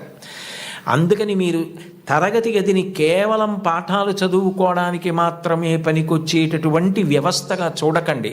సర్వే వేదవిదశూరా, సర్వే లోకహితే రతా, సర్వే జ్ఞానోపసంపన్నా, సర్వే సముదితా గుణై. ఒక్కటి జ్ఞాపకం పెట్టుకోండి, ఏమీ చదువుకోనటువంటి వ్యక్తి చేసినటువంటి నేరం పట్టుకోవడం చాలా తేలిక. ఆరితేరిన గజదొంగ కూడా కంటి చూపు తగ్గితే దొరికిపోతాడు. ఎప్పుడో అప్పుడు దొంగతనాలు చేసే వ్యక్తి దొరుకుతాడు. చాలా బాగా చదువుకుని, గొప్ప ఇంజనీరింగ్ చదువుకుని, ఎంతో విద్య వచ్చిన తరువాత తనకొచ్చినటువంటి గొప్ప విద్యని ఆసరాగా చేసుకొని ఇతరులను మోసం చేసి కోట్లు సంపాదించడానికి అలవాటు పడ్డాడనుకోండి, అతను ప్రపంచంలో ఎక్కడెక్కడో దాగి ఏవేవో చేస్తున్నా అతన్ని పట్టుకోవడానికి పోలీస్ వ్యవస్థ అంతా కష్టపడవలసి వస్తుంది. చదువుకున్నవాడి చదువు దేనికి పనికి రావాలి అంటే సమాజాన్ని ఉద్ధరించడానికి పనికి రావాలి. అంతేకాని చదువుకున్న చదువు సమాజాన్ని పాడు చేయడానికి పనికి రాకూడదు. మీరు ఒక కలెక్టర్ అయితే మీరు కలెక్టర్గా గుర్తుండిపోయేటట్టుగా జిల్లాని పరిపాలించగలగాలి. ఒక్కొక్క కలెక్టర్ అలా జ్ఞాపకం ఉండిపోతారు. సందర్భం వచ్చింది కాబట్టి నేను చెప్తున్నాను. కార్తికేయ మిశ్రా గారని మా జిల్లాకి కలెక్టర్గా వచ్చారు. డొక్కా సీతమ్మ గారి విగ్రహం పెడుతూ ఆయన డొక్కా సీతమ్మ గారి గురించి నేను ప్రసంగాలు చేశానని మా ఇంటికి వచ్చారు. మా ఇంటికి వచ్చి ఆయన వచ్చినప్పుడే నేను మంచినీళ్ళు బయట నుంచి కొని తెచ్చుకుంటుంటే ఆయన చూశారు. ఏం గురువుగారు మీకు మంచినీళ్ళు లేవా అని అడిగారు. అడిగితే నేను అన్నాను, అయ్యా మాకు ఇక్కడ మంచినీళ్ళు లేవండి, ఉప్పు నీళ్ళు వస్తాయి, అందుకని మంచినీళ్ళు కొనుక్కుంటూ ఉంటామన్నాను. మీకేనా ఈ ప్రాంతం అంతానా అన్నారు. ఈ ప్రాంతం అంతా మంచినీళ్ళు లేవండి అన్నాను. ఆయన మీరు నమ్మండి నమ్మకపోండి, ఇప్పుడు కార్తికేయ మిశ్రా గారిని పొగిడితే నాకేదో ఆయన పదవి ఇస్తారనడానికి నేను ఉన్న ఉద్యోగమే పదవీ విరమణ చేసేసాను. నాకేం దాని మీద ఆశ లేదు. యథార్థం చెప్పాలి కాబట్టి చెప్తున్నాను. ఆయన హతాశులై సోఫాలో వెనక్కి కూర్చుని నేను జిల్లా కలెక్టర్గా ఉన్న చోట మంచినీళ్ళు లేక ఇంతమంది ఇబ్బంది పడితే నాకు అది అవమానం గురువుగారు, పరమ అవమానం అని వెంటనే ఫోన్ చేసి అధికారులతో మాట్లాడి మీరు నమ్మండి 10 రోజుల్లో ఇళ్ళకి కాదు కొళాయి వేయించుకోలేని వాళ్ళు నీళ్లు పట్టుకోవడానికి కూడా గొట్టాలు వేయించారు. ఇప్పటికే ఆ ప్రాంతం అంతా కార్తికేయ మిశ్రా గారిని తలుచుకుంటారు. అంటే నువ్వు కలెక్టర్ అయితే అలా పేరు తెచ్చుకోగలగాలి, నువ్వు ఒక డాక్టర్ అయితే అంత గొప్ప పేరు తెచ్చుకోగలగాలి. మా ఊళ్ళో డాక్టర్ ఐవి రావు అని ఒక డాక్టర్ గారు ఉన్నారు. ఆ డాక్టర్ గారిని చూస్తే జబ్బులు తగ్గిపోతాయని తెల్లవారుజామున 4 గంటలకు ఆయన కోసం మంచులో వెళ్ళి నిలబడతారు. ఆయన కూడా అలాగే వైద్యం చేస్తారు. వ్యక్తిగత జీవితమే లేదు. నేను అప్పుడప్పుడు అంటుంటాను, డాక్టర్ గారు మీకు సినిమాలకు వెళ్ళాలని ఉంటుందా అని. ఆయన పెద్ద నవ్వు అంటారు, సినిమాకి వెళ్ళిన 2.5 గంటల్లో కోటేశ్వరారు, నేను ఒక్క 10 మందిని వైద్యం చేసి చూసి వాళ్ళు సంతోషంగా వెళ్ళిపోయి వాళ్ళకి ఆరోగ్యం కలిగితే వాళ్ళ పని వాళ్ళు చేసుకుని సంపాదించుకుని బతికితే నాకు అంతకన్నా ఏం కావాలండి. సినిమా ఇచ్చే ఆనందం కన్నా ఈ తృప్తి నాకు ఎక్కువ గురువుగారు. ఇది చదువుకున్న వాడికి అది లేకపోతే అనవసరం అన్నారు. ఒక డాక్టరు తన వృత్తి మీద తానే విసుక్కుంటే అది మనిషి బ్రతకవలసిన విధానం అంటే అది మోరల్ వాల్యూస్ అంటే. అది లేని విద్యకు అందం ఎక్కడుంది? అది పువ్వే, సువాసన లేకపోతే అందం ఏది? మీరు ఏది చెయ్యండి అది రావాలంటే మీరు కుటుంబంలో నేర్చుకోవాలి. గురువుని గౌరవించడం తప్పకుండా నేర్చుకోవాలి. గురువు లాంటి వ్యక్తి లోకంలో ఉండడు. ఎందుకనంటే అమ్మా నాన్న సంపాదించినది ఏదుందో అది అమ్మా నాన్న శరీరం వదిలిపెట్టేసిన తరువాత వీలునామా వ్రాసినా వ్రాయకపోయినా పిల్లలకి వెళ్ళిపోతుంది. కానీ ఒక గురువు సంపాదించినది ఏదుందో అది మాత్రం ఆయన కడుపున పుట్టిన పిల్లలకి వెళ్ళదు. అహరహం రాత్రనక పగలనక కష్టపడి అనేక గ్రంథాలు చదివి జ్ఞాపకం పెట్టుకుని దాన్ని జ్ఞాపకానికి తెచ్చుకుని తాను ప్రభావితుడై ఎవరైనా అడగగానే తాను చెప్పకుండా ఉండలేక గడ్డి తిని తయారు చేసుకున్న పాలని దూడ వచ్చి పొదుగులో గుద్దినంత మాత్రం చేత ఆవు పాలు విడిచిపెట్టేసినట్టుగా తాను ఇంత కష్టపడి నేర్చుకున్న విషయాల్ని లోకహితం కోసం చెప్పే గురువు ఉన్నాడే, అట్లాంటి గురువు లోకంలో దొరకడు. మీ టీచర్ గారి కన్నా గొప్ప వ్యక్తి ఉండడు. ఒక్కటి గుర్తుపెట్టుకోండి, సర్వేపల్లి రాధాకృష్ణన్ గారికి అంత ప్రీతి పిల్లల మీద ఎందుకు ఏర్పడిందంటే మీరు ఆయన జీవిత చరిత్ర చదవండి. ఆయన మైసూరులో పనిచేస్తున్న రోజుల్లో అశుతోష్ ముఖర్జీ గారని కలకత్తాలో, ఆ రోజుల్లో భారతదేశంలో కలకత్తా విశ్వవిద్యాలయం అంటే చాలా ప్రఖ్యాతి. దానికి వైస్ ఛాన్సలర్గా సర్వేపల్లి రాధాకృష్ణన్ గారిని రమ్మంటే సర్వేపల్లి రాధాకృష్ణన్ గారు అక్కడికి వెళ్ళడానికి సంశయించారు. కొత్త ప్రదేశం, కొత్త భాష అని. కాదు మీరు రావలసిందే, ఇక్కడికి వస్తే మీకున్నటువంటి విద్య ప్రపంచ ప్రఖ్యాతి పొందుతుంది, మీరు రావలసిందే అంటే ఆయన అన్యమనస్కంగా మైసూరు విశ్వవిద్యాలయానికి రాజీనామా చేసి కలకత్తా విశ్వవిద్యాలయానికి వైస్ ఛాన్సలర్గా వెళ్ళిపోతున్నప్పుడు సామానంతా సర్దుకుని వెళ్ళడానికి సిద్ధపడ్డారు. మీరు రాధాకృష్ణన్ గారి జీవిత చరిత్ర చదవండి. నేను అక్షరం అబద్ధం చెప్పట్లేదు, అవసరం నాకు లేదు.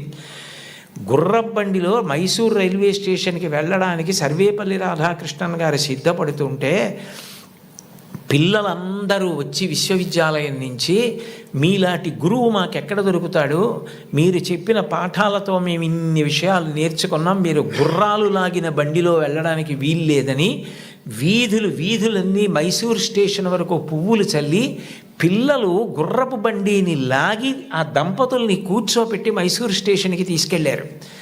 ట్రైన్ ఎక్కిస్తే రాధాకృష్ణన్ గారికి మైసూరు ప్లాట్ఫామ్ కనపడలేదు. అంతమంది పిల్లలు నిలబడి అశ్రుధారలతో ఆయన్ని విడిచి ఉండలేక ఏడుస్తూ ఆయనకి నమస్కారం చేస్తుండగా ట్రైన్ విడిపోతే ఒక ఉపాధ్యాయుడు పిల్లల మీద ఇంత ప్రభావం చూపించగలడనమాటని తన పుట్టినరోజుగా చేయవద్దని ఉపాధ్యాయ దినోత్సవంగా చేయమని తల్లి తండ్రి తర్వాత మీ భవిష్యత్తు గురించి అంత వెంపర్లాడే వ్యక్తి ఎవరైనా ఉంటే గురువు ఒక్కడే.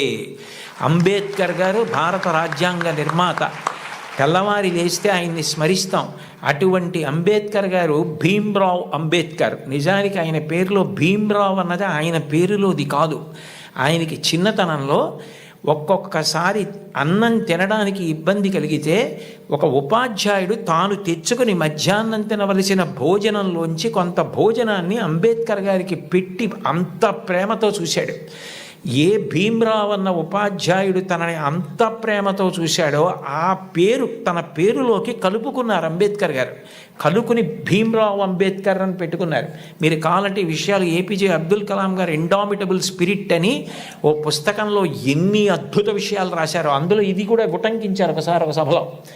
కాబట్టి గురువుని గౌరవించడం, అంబేద్కర్ గారిని గౌరవించడం అంటే అంబేద్కర్ గారు గురువుని ఎలా గౌరవించారు, టెండూల్కర్ తన గురువుని ఎలా గౌరవించాడు, గురువు పేరెత్తేటప్పటికీ ఈ దేశంలో ఎంత గౌరవాన్ని చూపించేవారు.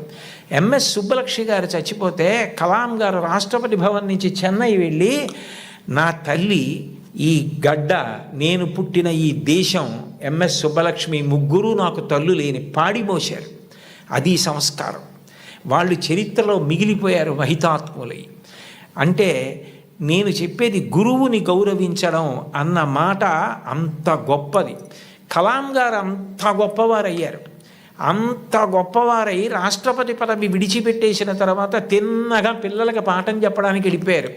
ఈ దేశం పిల్లల గురించి ఆయనకి ఎంత ఆర్తో, మహానుభావుడు చిట్ట చివర గుండెపోటు వస్తుంటే కూడా పిల్లలకి మాట్లాడుతూ ఉరిగిపోయారు.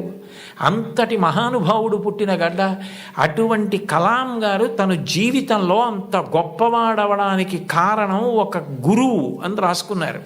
చిన్నప్పుడు కలాం గారు పాఠం వింటుంటే విమానం గురించి పాఠం చెప్పారు. శివసుబ్రహ్మణ్య అయ్యర్ అని ఆయన పాఠం చెప్పి పిల్లలందరిని అడిగారు, అర్థమైందా అని అడిగారు. కలాం గారు లేచి నాకు అర్థం కాలేదు అన్నారు. గురువుగారి దగ్గర ధైర్యంగా ఉండాలి. మీ అమ్మగారెంతో, మీ నాన్నగారెంతో, మీ గురువుగారు అంతే. వాళ్ళ తర్వాత మీ గురించి అంత ప్రేమ చూపించేది ఆయనే. మీరు గొప్పవారై మీరు వృద్ధిలోకి వస్తే అంత సంతోషపడిపోయేది ఆయనే. ఆ గురువుగారు అర్థం కాలేదా అన్నారు. ఇంకో 2-3 పిల్లలు లేచి అర్థం కాలేదన్నారు. సరే, అందరూ పిల్లలు సాయంకాలం సముద్ర తీరానికి రండి అన్నారు. రామేశ్వరంలో ఆ రోజుల్లో చదువుకునేవారు చిన్నప్పుడు కలాం గారు. రామేశ్వరం సముద్రపుటుడు ఉంది. అందరూ సముద్రపుటుడికి వెడితే ఒక పక్షి ఎలా ఎగురుతుందో, గాలిలో ఎలా వెడుతుందో, తిరగవలసి వస్తే కంఠం తోకని ఆధారం చేసి ఎలా తిరుగుతుందో, ఎలా దిగుతుందో పక్షిని చూపిస్తూ పాఠం చెప్పారు. అది ఆ పక్షిని చూస్తూ విన్న చిన్ని కలాం గారి మనసులో ఏరోనాటికల్ ఇంజనీరింగ్ మీద బీజాలు పడ్డాయి. వెళ్ళి గురువుగారిని అడిగారు, నాకు ఇలా అవ్వాలంటే ఏం చెయ్యాలని. నువ్వు ఏరోనాటికల్ ఇంజనీరింగ్ చదవాలి, మెడ్రాస్ ఇన్స్టిట్యూట్ ఆఫ్ టెక్నాలజీలో చేరాలి, నువ్వు బాగా చదవాలన్నారు. న్యూస్ పేపర్లు పట్టుకెళ్ళి, అది కూడా ఎక్కడో తీసుకుని కాదు, వెళ్ళిపోతున్న ట్రైన్లోంచి పేపర్లు విసిరేస్తే ఆ బండిల్ తీసుకుని న్యూస్ పేపర్లు సైకిల్ కట్టుకొని ప్రతి ఇంటికి పట్టుకెళ్ళి న్యూస్ పేపర్లు ఇచ్చి చదువుకున్నారు అబ్దుల్ కలాం గారు. మీలో చాలామంది పిల్లలకి తల్లిదండ్రులు తమ రక్తాన్ని డబ్బుగా మార్చి సౌకర్యాలు ఇచ్చి చదివిస్తున్నారు. మహాత్ముల యొక్క జీవిత చరిత్రలు చదవండి. కేవలం మీ పాఠ్యపుస్తకాలు చదవద్దని నేను అనను. మీ యొక్క పాఠశాలల్లో, గ్రంథాలయాల్లో ఆటోబయోగ్రఫీసు, బయోగ్రఫీసు పెట్టించుకోండి. మీ టీచర్స్ని అడగండి, ఎంత సంతోషిస్తారో. అంతవరకు ఎందుకు, ఇంకొకసారి ఏ నెల్లూరులోనో సభ చేసినప్పుడు తప్పకుండా నేను కూడా ఇలాంటి సభల్లో 1-2 జీవిత చరిత్రలు బహూకరించడానికి ప్రయత్నిస్తాను. ఎందుకనంటే అవి మనని చెక్కుతాయి. కలాం గారు అంత గొప్పవాడయ్యాడంటే ఒక గురువు కారణం. మీరు కలాం గారు వ్రాసుకున్న పుస్తకాలు చదవండి. ఆయనకి టీచర్ అన్న మాట వస్తే ఈ cannot resist himself without developing a single sentence into A paragraph. ఒక సెంటెన్స్లో చెప్పవలసిన దాన్ని పారాగ్రాఫ్గా చెప్పకుండా ఆయన ఉండలేరు.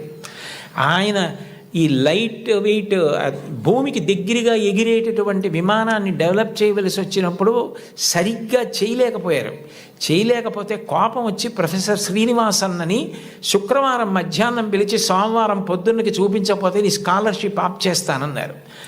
టిఫిన్ తినలేదు, స్నానం సరిగ్గా చేయలేదు, భోజనం ఏం చేశారో తెలియదు, రాత్రింబవళ్ళు వర్క్ చేశారు. సోమవారం పొద్దున్నే ఆ టెన్నిస్ ఆడుకుని ప్రొఫెసర్ శ్రీనివాసన్ వెళ్ళిపోతూ హాస్టల్ రూమ్లో కలాం ఏం చేస్తున్నాడని తొంగి చూశారు.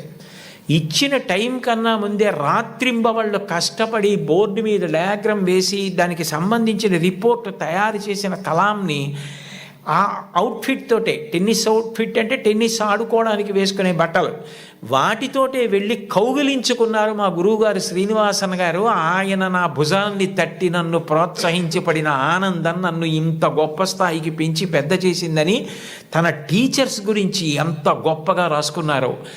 గురువుల్ని నింద చేయడం, గురువుల్ని విమర్శించడం, గురువుల్ని హాస్య వస్తువులుగా వాడుకోవడం ఈ జాతికి సిగ్గుచేటు.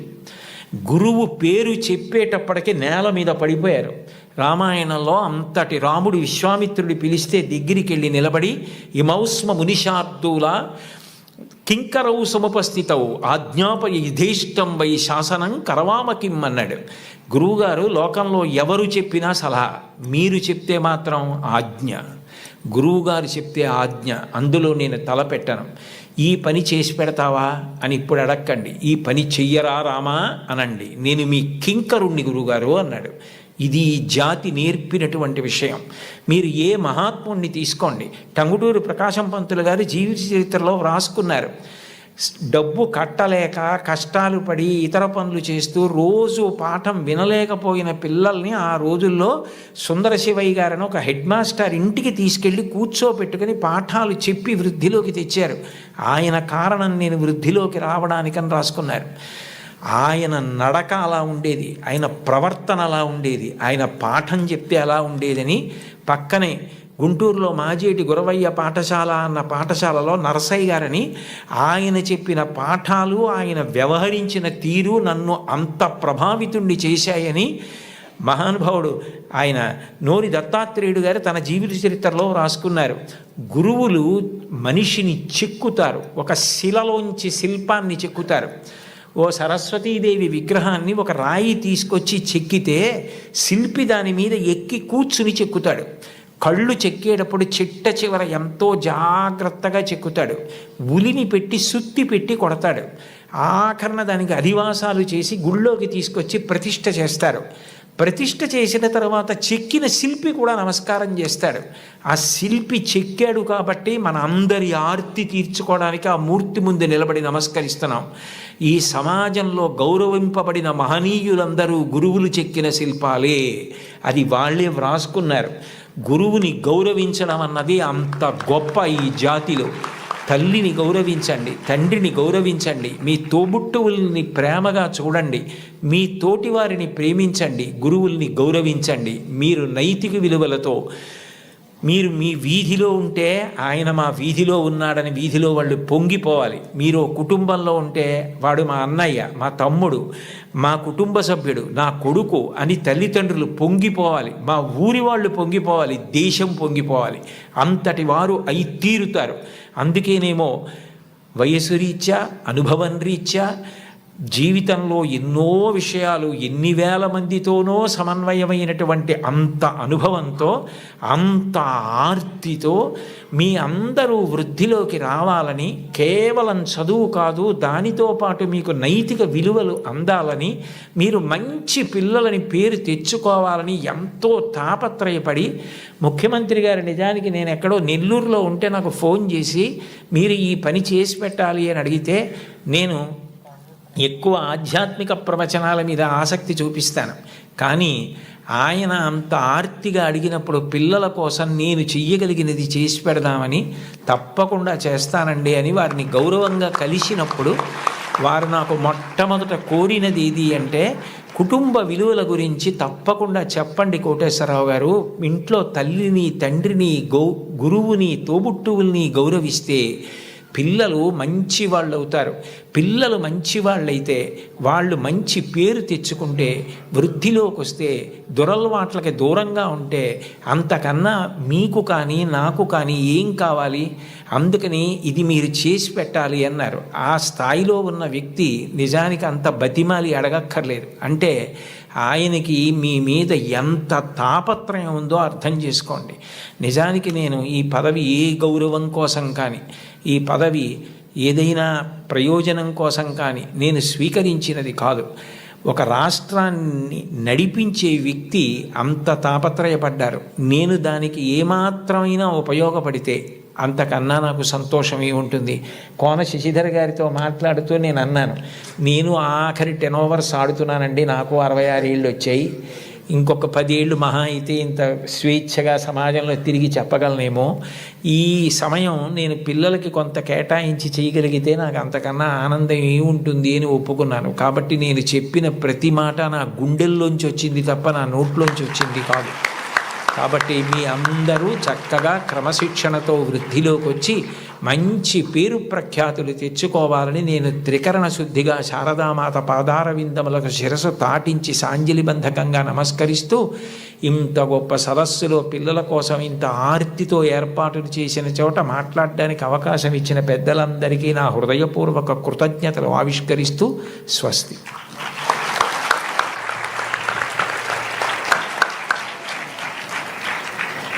గురవే సర్వలోకానాం భిషజే భవరోగిణాం నిధయే సర్వ విద్యానాం దక్షిణామూర్తయే నమః. సాక్షాత్తు దక్షిణామూర్తిలాగా మరి ఇప్పటి వరకు మనందరికీ అనేక విలువలు బోధించినటువంటి గౌరవనీయులు బ్రహ్మశ్రీ వారికి ఒక్కసారి లేచి నిలబడి కరతాళధ్వలతో అభినందనలు నమస్సులు తెలియచేసుకుందాం. వారు ఇంత చక్కటి ప్రసంగాన్ని, ఇంత మంచి విలువలను తరతరాల కోసం అందించినటువంటి ఈ చిన్నారులు ఖచ్చితంగా గుర్తుపెట్టుకొని ముందు తరాలకు అందిస్తారు. ఇది కేవలం ఇక్కడ ఉన్న విద్యార్థులకు మాత్రమే కాదు, ఎక్కడెక్కడో ఉన్నవారు కూడా దీన్ని విని పాటిస్తారని భావిస్తూ మీ అందరికీ ధన్యవాదాలు తెలియజేస్తూ దయచేసి కూర్చోవలసిందిగా కోరుతున్నాను. విలువలు లేని జీవితం కలువలు లేని కాసారం లాంటిది, అంటే కలువలు పూయని చెరువు లాంటిది. ఇది పిల్లల కోసం నేను చెప్తున్నాను. ఇక మరి ప్రస్తుతం ఒక మహా తుఫాన్ లాంటిది ఒక ప్రశ్న. ఏదైనా ఒక ప్రశ్న మనకు వస్తే ఖచ్చితంగా దానికి జవాబు వెతుక్కునే వరకు ఎదురు చూస్తూనే ఉంటాం. మరి అటువంటి ప్రశ్నోత్తరావళి ఇప్పుడు గౌరవనీయులు బ్రహ్మశ్రీ చాగంటి కోటేశ్వరరావు గారితో, అలాగే మరి గౌరవనీయ మంత్రివర్యులు ఇన్ఫర్మేషన్ టెక్నాలజీ మరియు మన మానవ వనరుల అభివృద్ధి శాఖ మంత్రులు గౌరవనీయులు శ్రీ నారా లోకేష్ గారితో పిల్లలు ప్రసంగించబోతూ ఉన్నారు. వారి ప్రశ్నలను వాళ్ళు ఇప్పుడు సంధించబోతూ ఉన్నారు. ఎంతమంది సిద్ధంగా ఉన్నారమ్మా ప్రశ్నలు అడగటానికి? ఎవరెవరు ఉన్నారు ఒక్కసారి చేతులు ఎత్తండి చూద్దాం. Very good. సరే, ప్రశ్నలు అయితే ఉన్నాయి, మీరు ముందే మాకు చెప్పారు. శ్రీమతి స్వర్ణ భారతి గారిని వారిని ప్రశ్నలకు సిద్ధం చేయవలసిందిగా కోరుతూ, పిల్లలు మీ పేరు చెప్పుకోండి. ముందుగా మీ పేరు చెప్పి ఆ తర్వాత మీ సమస్యను అడగండి. ఈ ప్రశ్న ఎక్కడో ఉన్నటువంటి సర్ ఐజాక్ న్యూటన్ గురుత్వాకర్షణ నియమాన్ని కనుక్కోవటానికి ప్రారంభం. అలాగే మీరు అడిగే ప్రశ్నలు ఎన్ని రకాల ఇన్వెన్షన్స్ని తీసుకొస్తాయో అని ఎదురు చూస్తూ మీకు స్వాగతం. నమస్కారం. ఈ ప్రశ్న చాగంటి గారికి. నమస్కారం గురువు గారు. నా పేరు రాజా. నేను సివిఆర్ జిఎంసి హై స్కూల్లో 9వ తరగతి చదువుతున్నాను. గురువుగారు, ప్రస్తుత పోటీ ప్రపంచంలో విద్యార్థులు అయిన మేము ఒత్తిడిని ఎలా అధిగమించాలి గురువుగారు? మంచి ప్రశ్న వేసావయ్యా. కానీ నీ ప్రశ్నని అభినందించడానికి కారణం ఏమిటంటే అది కేవలం వ్యక్తిగతంగా నీకు మాత్రమే సంబంధించింది కాదు. ఇవాళ అనేక లక్షల మంది విద్యార్థులకు ప్రతినిధిగా నువ్వు ఈ ప్రశ్న అడిగావు. చాలా మంచి ప్రశ్న. ఒత్తిడిని ఎలా అధిగమించాలి? ఒత్తిడిని అధిగమించడానికి ఎప్పుడు రెండు పరిష్కారాలు ఉంటాయి. ఒకటి ఆత్మవిశ్వాసం, రెండు ప్రణాళికాబద్ధమైనటువంటి జీవితం. ఆత్మవిశ్వాసము అంటే నువ్వు చదువుకున్న దాని మీద నువ్వు నమ్మకం పెంచుకోవాలి. నాకు ఇచ్చిన సిలబస్ ఏదుందో దాన్ని బాగా చదువుకున్నాను. మాస్టారు చెప్తున్నప్పుడు చాలా జాగ్రత్తగా విన్నాను. నాకు ఏదైనా అర్థం కాకపోతే మాస్టర్ని అడిగాను. ఆయన నాకు ప్రేమగా చెప్పారు. ఇన్నాళ్ళు హోంవర్క్ చేశాను, ఇంత నోట్స్ రాశాను, ఇన్ని టెక్స్ట్ బుక్స్ చదివాను, నాకు చాలా విషయాలు తెలుసు. కాబట్టి ఇప్పుడు అందులోంచే 10 ప్రశ్నలు ఇస్తారు, అది కాకుండా ఎక్కడి నుంచో ఇవ్వరు. కాబట్టి నేను తప్పకుండా వ్రాయగలను అని ముందు నీ మీద నువ్వు ఆత్మవిశ్వాసం పెంచుకుంటే నువ్వు చాలా హాయిగా ప్రశాంతంగా పరీక్షకి వెళ్ళగలుగుతావు. అట్లా కాకుండా నువ్వు ఏదో భయంతో నేను చదివినవి నాకు జ్ఞాపకం వస్తాయా, నేను అన్నీ చదివానా, నేను వదిలేసినవి ఏమైనా వస్తాయా అన్న బెంగ పెట్టుకోకుండా నీ మీద నువ్వు విశ్వాసాన్ని ముందు పొందగలగాలి. 2, నువ్వు ఇవాళ పరీక్ష ఉంది అంటే నిన్న రాత్రి నుంచి చదివితే నువ్వు బెంగ పెట్టుకోవాలి, ఒత్తిడి పడాలి. ప్రతిరోజు కూడా నువ్వు ప్రణాళికాబద్ధంగా నేను ఇన్ని గంటలకి నిద్ర లేవాలి అంటే ఖచ్చితంగా అన్ని గంటలకి నిద్ర లేవాలి. నరేంద్ర మోడీ గారి తండ్రి చెప్పులు వేసుకుని వెడుతుంటే టక్ టక్ టక్, ఆయనే వాడినటువంటి శబ్దం ఇది ఇంటర్వ్యూలో. టక్ టక్ టక్ అన్న శబ్దం వినపడితే గడియారాలు దిద్దుకునేవారట. 4:30 మోడీ గారి తండ్రి వెళుతున్నారని చెప్పి, దామోదర్ గారు వెళుతున్నారని చెప్పి. అంటే అంత ఖచ్చితంగా సమయపాలన అలవాటు కావాలి. ఇన్ని గంటలకి లేవాలంటే అన్ని గంటలకి లేవాలి. ఇన్ని గంటలు నేను చదువుకోవాలంటే ఆ పుస్తకాలు కావలసినవి దగ్గర పెట్టుకుని గడికి లేవడం కాకుండా చక్కగా చదువుకోవాలి. అన్నం తింటే నువ్వైపోయినట్టు, నీళ్లు తాగితే నువ్వైపోయినట్టు, నువ్వు చదివింది నువ్వైపోవాలి. అంటే అంత బాగా చదవాలి. ఒక కాగితం మీదకి సూర్యరశ్మి పడితే కాగితం కాలదు. ఒక కుంభాకార కటకాన్ని, భూతద్దాన్ని సూర్యబింబానికి ఎదురుగుండా పెడితే ఆ కాంతి అందులోంచి వచ్చి కాగితం మీద పడితే కొంతసేపటికి కాగితం కాలుతుంది. ఎందుకనంటే ఆ వేడి భూతద్దంలోంచి ఒక చోట కేంద్రీకృతం అయింది, కాలింది కాగితం. నువ్వు చదివితే అలా చదవాలి. చదువుతున్నంతసేపు పుస్తకం ఏం చదువుతున్నావో అది నీలోకి వెళ్ళిపోవాలి. భూపసభాంతరాళమన పుష్కళ వాక్చతురత్వము ఆజి బాహాపటు శక్తి ఉన్నంటాడు భర్తృహరి. నీకు అవసరమైనప్పుడు అలా జ్ఞాపకానికి రావాలి. నువ్వు తిన్నది నువ్వెట్లా అయిపోయావో, నువ్వు తాగింది నువ్వెట్లా అయిపోయావో, నువ్వు చదివింది నువ్వు అట్లా అయిపోవాలి. నీకు అలా జ్ఞాపకం ఉండాలి. అలా ప్రతిరోజు చదువుకోవడం నీకు సంతోషం కావాలి. చదువు భారంగా చదవకూడదు. It must be a passion for you. ఎప్పుడు తెల్లారలేద్దాం, ఎప్పుడు చదువుదామని నీకు ఆసక్తి ఉండాలి, ఆతృత ఉండాలి, అందులో ఒక గొప్ప సంతోషం ఉండాలి. అలా నువ్వు time management, discipline, self confidence నేర్చుకుంటే ఒత్తిడి అన్న మాటే ఉండదు. నువ్వు ధైర్యంగా ఏ పరీక్షకైనా పెడతావు, ఎదుర్కొంటావు. ఎప్పుడైనా ఒకసారి వైఫల్యం లభించిందనుకో, కలాం గారిని తలుచుకో. ఫెయిల్ అంటే ఆయన ఫెయిల్ అంటే పడిపోయావని కాదు, first attempt in learning, FAIL అని డిఫైన్ చేశారు. ఇది మొదటిసారి పొరపాటు జరిగినది. మళ్ళీ చేతిలో మట్టి ముద్ద కింద పడితే భూమిని అంటుకుంటుంది, బంతి పడితే పైకి లేస్తుంది. అలా పైకి లే తప్ప బెంగ పెట్టుకోకు. ఇక పైన అన్ని విజయ పరంపరలతో కొనసాగు. శుభం భూయాత్. ధన్యవాదాలు గురువుగారు. తదుపరి ప్రశ్న మరొక విద్యార్థి అడగటానికి సిద్ధంగా ఉన్నారు.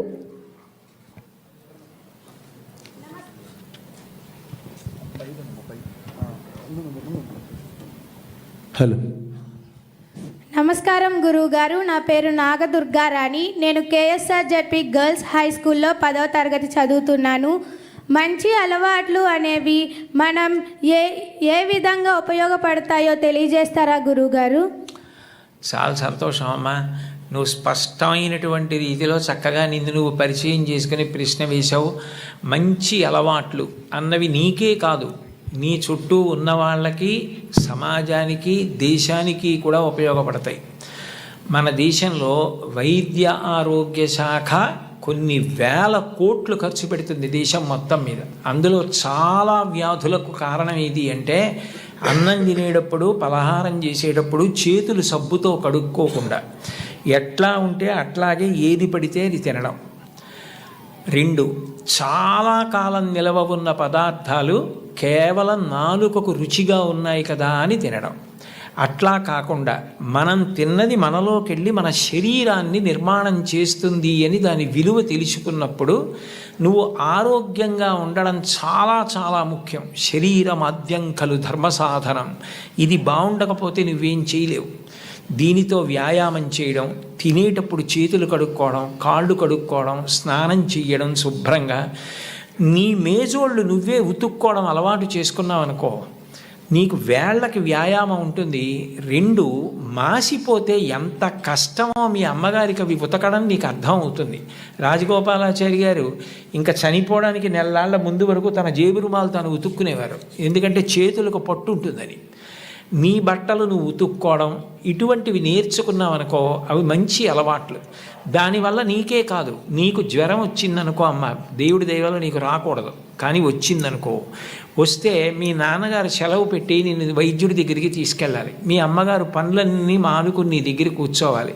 నువ్వు ఆరోగ్యంగా ఉంటే నీకే కాదు, సమాజానికి, ప్రభుత్వానికి, వైద్యశాలకి, అందరికీ ఉపకారం చేసిన దానివి అవుతావు. నువ్వు చేతులు శుభ్రంగా కడుక్కుంటే చాలు, వ్యాయామం చేస్తే చాలు, కాసేపు పరిగెడితే చాలు, అవుట్ నాట్ అవుట్ అని గట్టిగా అరిస్తే చాలు. 2 గంటలు మాట్లాడినా, భవిష్యత్తులో ఎప్పుడైనా నువ్వు ప్రసంగాలు చేయవలసి వచ్చినా, సమావేశాలు నిర్వహించవలసి వచ్చినా గుక్కెడి నీళ్లు తాగకుండా నిర్వహిస్తావు. ఆ శక్తి నీ కండరాలకు వస్తుంది. అటువంటివి నేర్చుకో. ఇక నువ్వు జీవితంలో శాంతి పొందడానికి ఎప్పుడూ కష్టమే పడితే, మాకు ఎప్పుడూ చదువు ఎప్పుడూ కష్టమే అంటే మరి మాకు సంతోషం ఎప్పుడండి అంటావేమో. మంచి హాబీస్ నేర్చుకో. మంచి హాబీస్ అంటే అవి చదువులో అంతర్భాగం కాదు, కానీ దాని ద్వారా నువ్వు శాంతిని పొందవచ్చు. ఒక్కొక్కసారి నీ హాబీ నువ్వు చదువుకున్న దానికన్నా గుర్తింపు ఎక్కువిస్తుంది. శ్రీపాద పినాకపాణి గారిని కర్నూలులో మెడికల్ కాలేజీ ప్రిన్సిపాల్ చేశారు. శ్రీపాద పినాకపాణి గారు మంచం మీద ఆఖరి రోజుల్లో పడుకుని ఉండగా నేదునూరి కృష్ణమూర్తి గారు, విజయవాడలో మల్లాది బ్రదర్సు వీళ్ళందరూ వెళ్ళి చుట్టూ చేరి కర్ణాటక సంగీతం పాడారు. ఆయన బై ప్రొఫెషన్ డాక్టర్, కానీ కర్ణాటక సంగీతానికి అంత పెద్ద పేరు తెచ్చారు. ఇవాళ శ్రీపాద పినాకపాణి గారు అంటే సంగీతం నేర్చుకునే వాళ్ళందరూ 2 చేతులు ఎత్తి నమస్కారం చేస్తారు. ఒక డాక్టరు హాబీ సంగీతం నేర్చుకుని అంత గొప్పవారయ్యారు. నువ్వు చక్కగా 4 కీర్తనలు పాడడం నేర్చుకున్నావు అనుకో, నీకు ఎప్పుడైనా విసుగ్గా ఉన్నప్పుడు నువ్వే ఓ కీర్తన పాడుకుంటే ఎంత సంతోషిస్తావు. మా ఊరంటే కాకినాడ, అక్కడ డాక్టర్ జగదీశ్వరి గారని ఉన్నారు. ఆవిడ పురుళ్ళు పోయడంలో నిష్ణాతురాలు, అన్ని ఆపరేషన్లు చేసేవారు. ఆవిడ ఆపరేషన్కి మధ్యలో రిలాక్స్ అవ్వలసి వస్తే తంబూరా పట్టుకుని వాయిస్తూ కీర్తన పాడుకుని వైద్యం చేస్తారు. ఇప్పటికీ మహాప్రఖ్యాతి ఆవిడ, మహావృద్ధురాలైపోయారు. ట్రిప్లెట్స్కి, ట్విన్స్కి దాని మీద మెడికల్ కాలేజెస్లో ప్రసంగాలు చేస్తారు. అది నీకు సొలేస్ ఇస్తుంది, నీకు రిలీఫ్ ఇస్తుంది. You become a reversible turbine. ఎంత అలసట నీకు తెలియకుండా పోతుంది. అబ్దుల్ కలాం గారు రాష్ట్రపతి భవన్లో వీణ వాయించేవారు, నీకు తెలుసా? ఆయన ఫొటోస్ ఉన్నాయి ఇప్పటికీ. ఆ వీణ వాయించడంలో రిలాక్స్ అవుతారు. నాకు కలాం గారు అంటే చాలా ఇష్టం, లింకన్ గారు అంటే చాలా ఇష్టం, విన్స్టన్ చర్చిల్ అంటే నాకు చాలా ఇష్టం. చాలామంది చాగంటి కోటేశ్వరరావు అంటే ఛాందసుడు అనుకుంటారు. కాదు, కోటేశ్వరరావుకి ఇంకో కోణం ఉందని తెలియదు. కాబట్టి ఓ టెన్నిస్ ఆడు, కాసేపు పరిగెత్తు, కాసేపు ఖోఖో ఆడు, బొమ్మలు గీయడం నేర్చుకో. నీలో ఉన్న ఇన్స్టింక్ట్ నీకు తెలుస్తుంది. నీకు ఏది ఇష్టమని అనిపిస్తోందో అది చేయడం ప్రారంభం చెయ్యి. నువ్వు విశ్రాంతి పొందుతావు, పేరు వస్తుంది, ప్రఖ్యాతి వస్తుంది. ఓ భాగవతం చదువు, ఓ రామాయణం చదువు, వాటి గురించి మంచి మంచి పుస్తకాలు చదువు, వాటి గురించి పిల్లలతో మాట్లాడు. అట్లాంటి హాబీస్ ఇన్కల్కేట్ చేసుకో. నీకు ఉపయోగం, నీ చుట్టూ ఉన్న పిల్లలు కూడా నీ వల్ల ఇన్ఫ్లుయెన్స్ అయ్యి అలా చేయడం నేర్చుకుంటారు. ఏమ్మా? శుభం భూయాత్. ధన్యవాదాలు సార్. నిజంగా ఈ పిల్లలు అడుగుతున్నటువంటి ఈ ప్రశ్నలు కేవలం ఆ జవాబులు వాళ్ళకి మాత్రమే కాదు, మనందరికీ కూడా ఎంతో సంతృప్తిని, సంతోషాన్ని, ఆలోచనను కలిగిస్తున్నందుకు పిల్లలకు కూడా కృతజ్ఞతలు తెలియజేస్తూ తదుపరి ప్రశ్న అడగవలసిందిగా కోరుతున్నాను.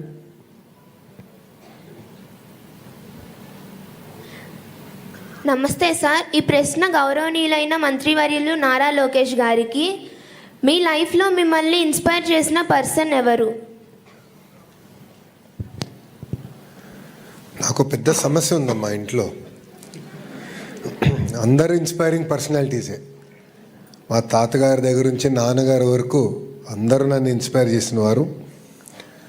ప్రపంచవ్యాప్తంగా చూస్తే లీ కువాన్ యూ అని ఒక గొప్ప వ్యక్తి నేను చూసి ఇన్స్పైర్ అయ్యా. లీ కువాన్ యూ అనే వ్యక్తి సింగపూర్, మలేషియా నుంచి విడిపోయినప్పుడు ప్రధానమంత్రి అయ్యారు. ప్రధానమంత్రిగా ఒక మత్స్యకార గ్రామాన్ని ఈరోజు ఒక అగ్రదేశానికి ఎట్లా తీర్చిదిద్దారు. ఆర్థికంగా కాకుండా సమాజంలో కావాల్సిన విలువలు, అంటే అన్ని కులాలు మతాలకు చెందిన వారు కలిసికట్టుగా ఎలా ఉండాలి, సోషల్ హార్మనీ అనేది ఎలా ఏర్పడితే బాగుంటుందని ఆయన చేసి చూపించిన వారు. అందుకే ఈరోజు చూస్తే సింగపూర్ లాంటి దేశం అగ్రదేశంగా తయారైంది. భారతదేశానికి వచ్చేగల వాజ్పేయి గారిని చూసి పెరిగిన వారిని. అదేవిధంగా వాజ్పేయి గారి గురించి, అంటే వాస్తవంగా నాకు వాజ్పేయి గారిని కలిసే అదృష్టం నాకు దక్కలేదు. కానీ వాజ్పేయి గారు ఎలాంటి వ్యక్తి అనేది గౌరవ ముఖ్యమంత్రి గారు ఎప్పుడు చెప్తా వస్తారు.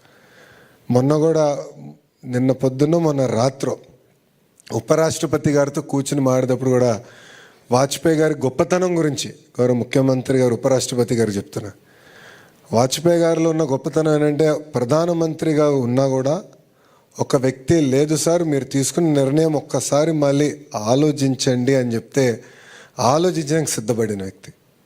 ఆయన తీసుకున్న నిర్ణయం 10 మందితో మాట్లాడి అది మళ్ళీ మార్చిన వ్యక్తి. అంటే ఒక ప్రధానమంత్రిగా చేసిన వ్యక్తి అలా ఆలోచించినప్పుడు మనందరం కూడా ఎంత ఆలోచించాలి అనేది నేను తెలుసుకుంటాం కూడా జరిగింది. సో దేశంలో వాజ్పేయి గారు, ప్రపంచవ్యాప్తంగా చూస్తే నాకు లీ కువాన్ యూ గారు ఒక ఆదర్శంగా నేను తీసుకుంటాను. Thank you sir. చక్కటి ప్రశ్నకు చక్కటి సమాధానాలు లభిస్తున్నాయి. మరి తదుపరి ప్రశ్నకు సిద్ధంగా ఉన్నారని కోరుతున్నాను, వారిని మాట్లాడవలసిందిగా.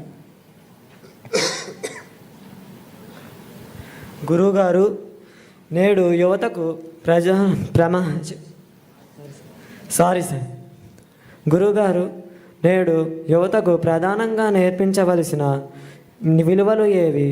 ఆ విలువలు ఎందుకు ముఖ్యమైనవో తెలియజేయగలరా? అన్నింటికన్నా చాలా ప్రధానమైనటువంటి విలువ ఏది అంటే, మనం మన కోసం బ్రతకడం కాదు, మనం ఇతరుల కోసం బ్రతకగలగాలి. మనం అనుకున్నట్టుగా ఇతరులు ఉండాలి అని కోరుకోవడం కన్నా, ఇతరులను మనం అర్థం చేసుకుని ఇతరులు సంతోషంగా ఉండడానికి మనం ఎట్లా ప్రవర్తించాలన్నది తెలుసుకోవాలి. నేను ఇన్ని మాటలు చెప్పే కన్నా నీకు ఒక్క పద్యం చెప్తాను, చాలా తేలిక పద్యం అది. మహాభారతంలోది చాలా కాలం ఆంధ్రదేశంలో ఒక ప్రఖ్యాత దినపత్రిక దాన్ని సంపాదకీయం మీద వేసేది ఈ పద్యాన్ని. ఒరులేమేమియునర్చిన నరవర అప్రియము నీ మనంబున కగు, తానురులకు నది చెయ్యకునికి పరాయణము పరమధర్మ పదములకెల్లన్. నేను ఏదైనా మాట్లాడేటప్పుడు నన్ను ఎవరైనా అట్లా మాట్లాడితే, నా పట్ల అట్లా మాట్లాడితే నేను బాధపడతానా? అయితే నేను మాట్లాడను. నేను ఎవరికైనా ఏదైనా ఒక పని చేసేటప్పుడు ఇటువంటి పని నాకెవరైనా చేస్తే నేను బాధపడతానా? అయితే వద్దు, నేను వాళ్ళకి చేయను. ఇదొక్కటి చూసుకుంటే, మాట్లాడే ముందు ఇట్లా మాట్లాడితే, నన్ను ఉద్దేశించి ఎవరైనా అట్లా మాట్లాడితే నేను చాలా బాధపడతాను. అయితే నేను ఇంకోళ్ళని ఉద్దేశించి మాత్రం అట్లా మాట్లాడను. నా పట్ల ఎవరైనా ఇట్లా చేస్తే నేను చాలా బాధపడతాను. ఆ పని నేను ఇతరులకు చెయ్యను. ఏదైనా మాట్లాడే ముందు, చేసే ముందు నన్ను గురించి అలా మాట్లాడితే, నా పట్ల అట్లా చేస్తే, నేను ఏమనుకుంటానన్నది ఆలోచించుకోవడం నీకు వస్తే నువ్వు ఇతరులకు అపకారము చెయ్యలేవు. నీ వలన మేలేదు. ఒరులేమేమియునర్చిన నరవరా అప్రియముని మనంబున కగు, తానురులకు నది చెయ్యకునికి పరాయణము పరమధర్మ పదములకెళ్ళన్. ఇంకంతకన్నా ధర్మం లేదు లోకంలో. పెద్దవాళ్ళైనా పిల్లలైనా ఎవరైనా చిన్నప్పటి నుంచి నేర్చుకోవలసింది అంతే.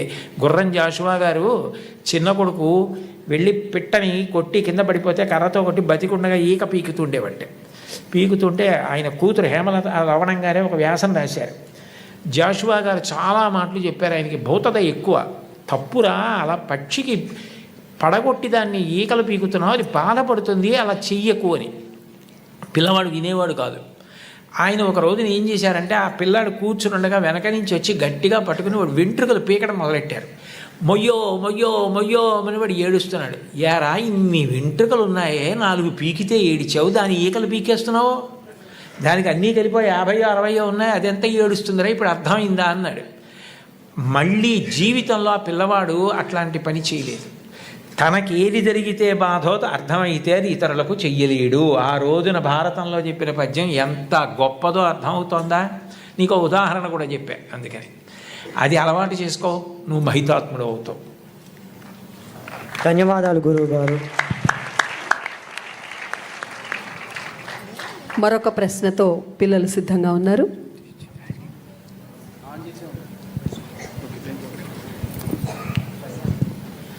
నమస్కారం గురువుగారు. నా పేరు జాషువా. నేను అమర్జీవి పొట్టి శ్రీరాముల ఉన్నత పాఠశాలలో 10వ తరగతి చదువుతున్నాను. గురువుగారు, కాలంతో పోటీ పడుతూ ముందుకు పరిగెడుతున్న మా తరం వారికి రామాయణం, మహాభారతం, భాగవతాలు వంటి గ్రంథాలు చదవడం వలన ఉపయోగం ఏమిటో తెలియజేయండి గురువుగారు. నువ్వు జాషువా అని పేరు పెట్టుకున్నందుకు నాకు ఎంతో సంతోషంగా ఉందయ్యా. ఆ పేరు పెట్టిన మీ అమ్మగారికి నాన్నగారికి నమస్కారం చేస్తున్నాను. మహానుభావుడు ఏం కవిత్వం చేశారయ్యా. ఒక్కొక్క పద్యం చదువుతుంటే గుండెలు పిండేసినట్టుంటుంది. అంత గొప్ప పద్యాలు రాశారు కదయ్యా ఆయన. ఇంతకీ నువ్వు నన్ను అడిగిన ప్రశ్నకి జవాబు ఏంటంటే, రామాయణ, భారత, భాగవతాలు ఈ వయస్సులో మేము చదువుకోవడం వల్ల మాకు కలిగే ప్రయోజనం ఏమిటి? నేను నీకు ఒక్క విషయం చెప్తాను, నీకు అర్థమైపోతుంది. నేనేం పెద్ద దాని గురించి ప్రసంగం చేయక్కర్లా. మహాభారతంలో శల్యుడు అని ఒక ఆయన ఉన్నాడు. ఆయన మద్రదేశాధిపతి. అంటే పాండురాజుకి 2 భార్యలు, కుంతి, మాద్రి. మాద్రికి సోదరుడు కాబట్టి నకుల సహదేవులకు మేనమామ. నకుల సహదేవులకి మేనమామ అయితే ధర్మరాజు గారికి, భీముడికి, అర్జునుడికి కూడా మేనమామ.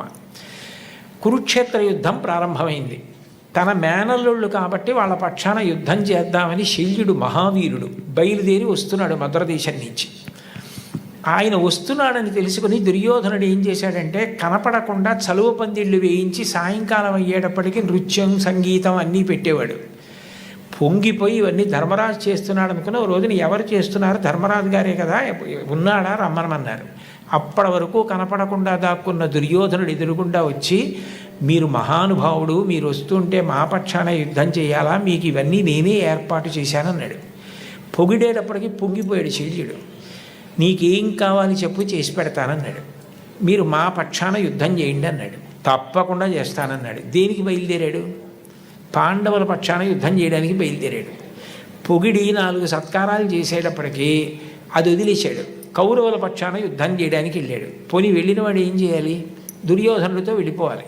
తగుదునమ్మా అని ధర్మరాజు గారి దగ్గరికి వెళ్ళాడు. ఆయనకి తెలిసిన విద్య ఈయనకి తెలీదా?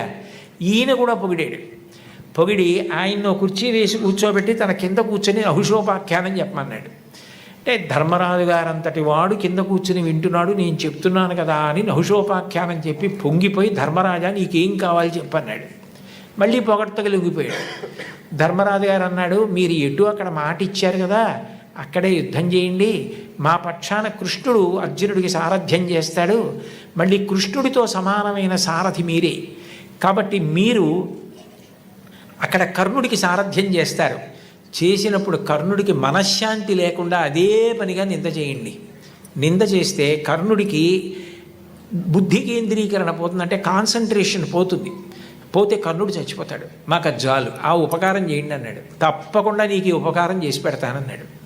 నిజానికి శల్యుడు కానీ కృష్ణుడు కానీ ఆ రోజుల్లో సారథ్యం నేర్చుకోక్కర్లా. ఇందాక ఆ పాప అడిగిందే, అది వాళ్ళిద్దరికీ హాబీ. నేర్చుకుని ప్రపంచ ప్రఖ్యాతి పొందారు సారథ్యంలో. కృష్ణుడు విలువకి కట్టుబడి అర్జునుడికి సారథ్యం చేసి అర్జునుడిని కాపాడి పార్థసారథి అని బిరుదు పొందాడు.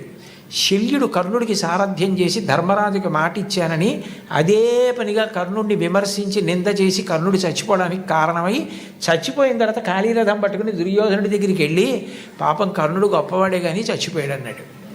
అందుకని ఇప్పటికీ మన పక్షాన ఉండి మనని విమర్శిస్తూ మనని పాడు చేయడానికి ప్రయత్నించేవాడిని వీడి శల్య సారథ్యం రా అంటారు.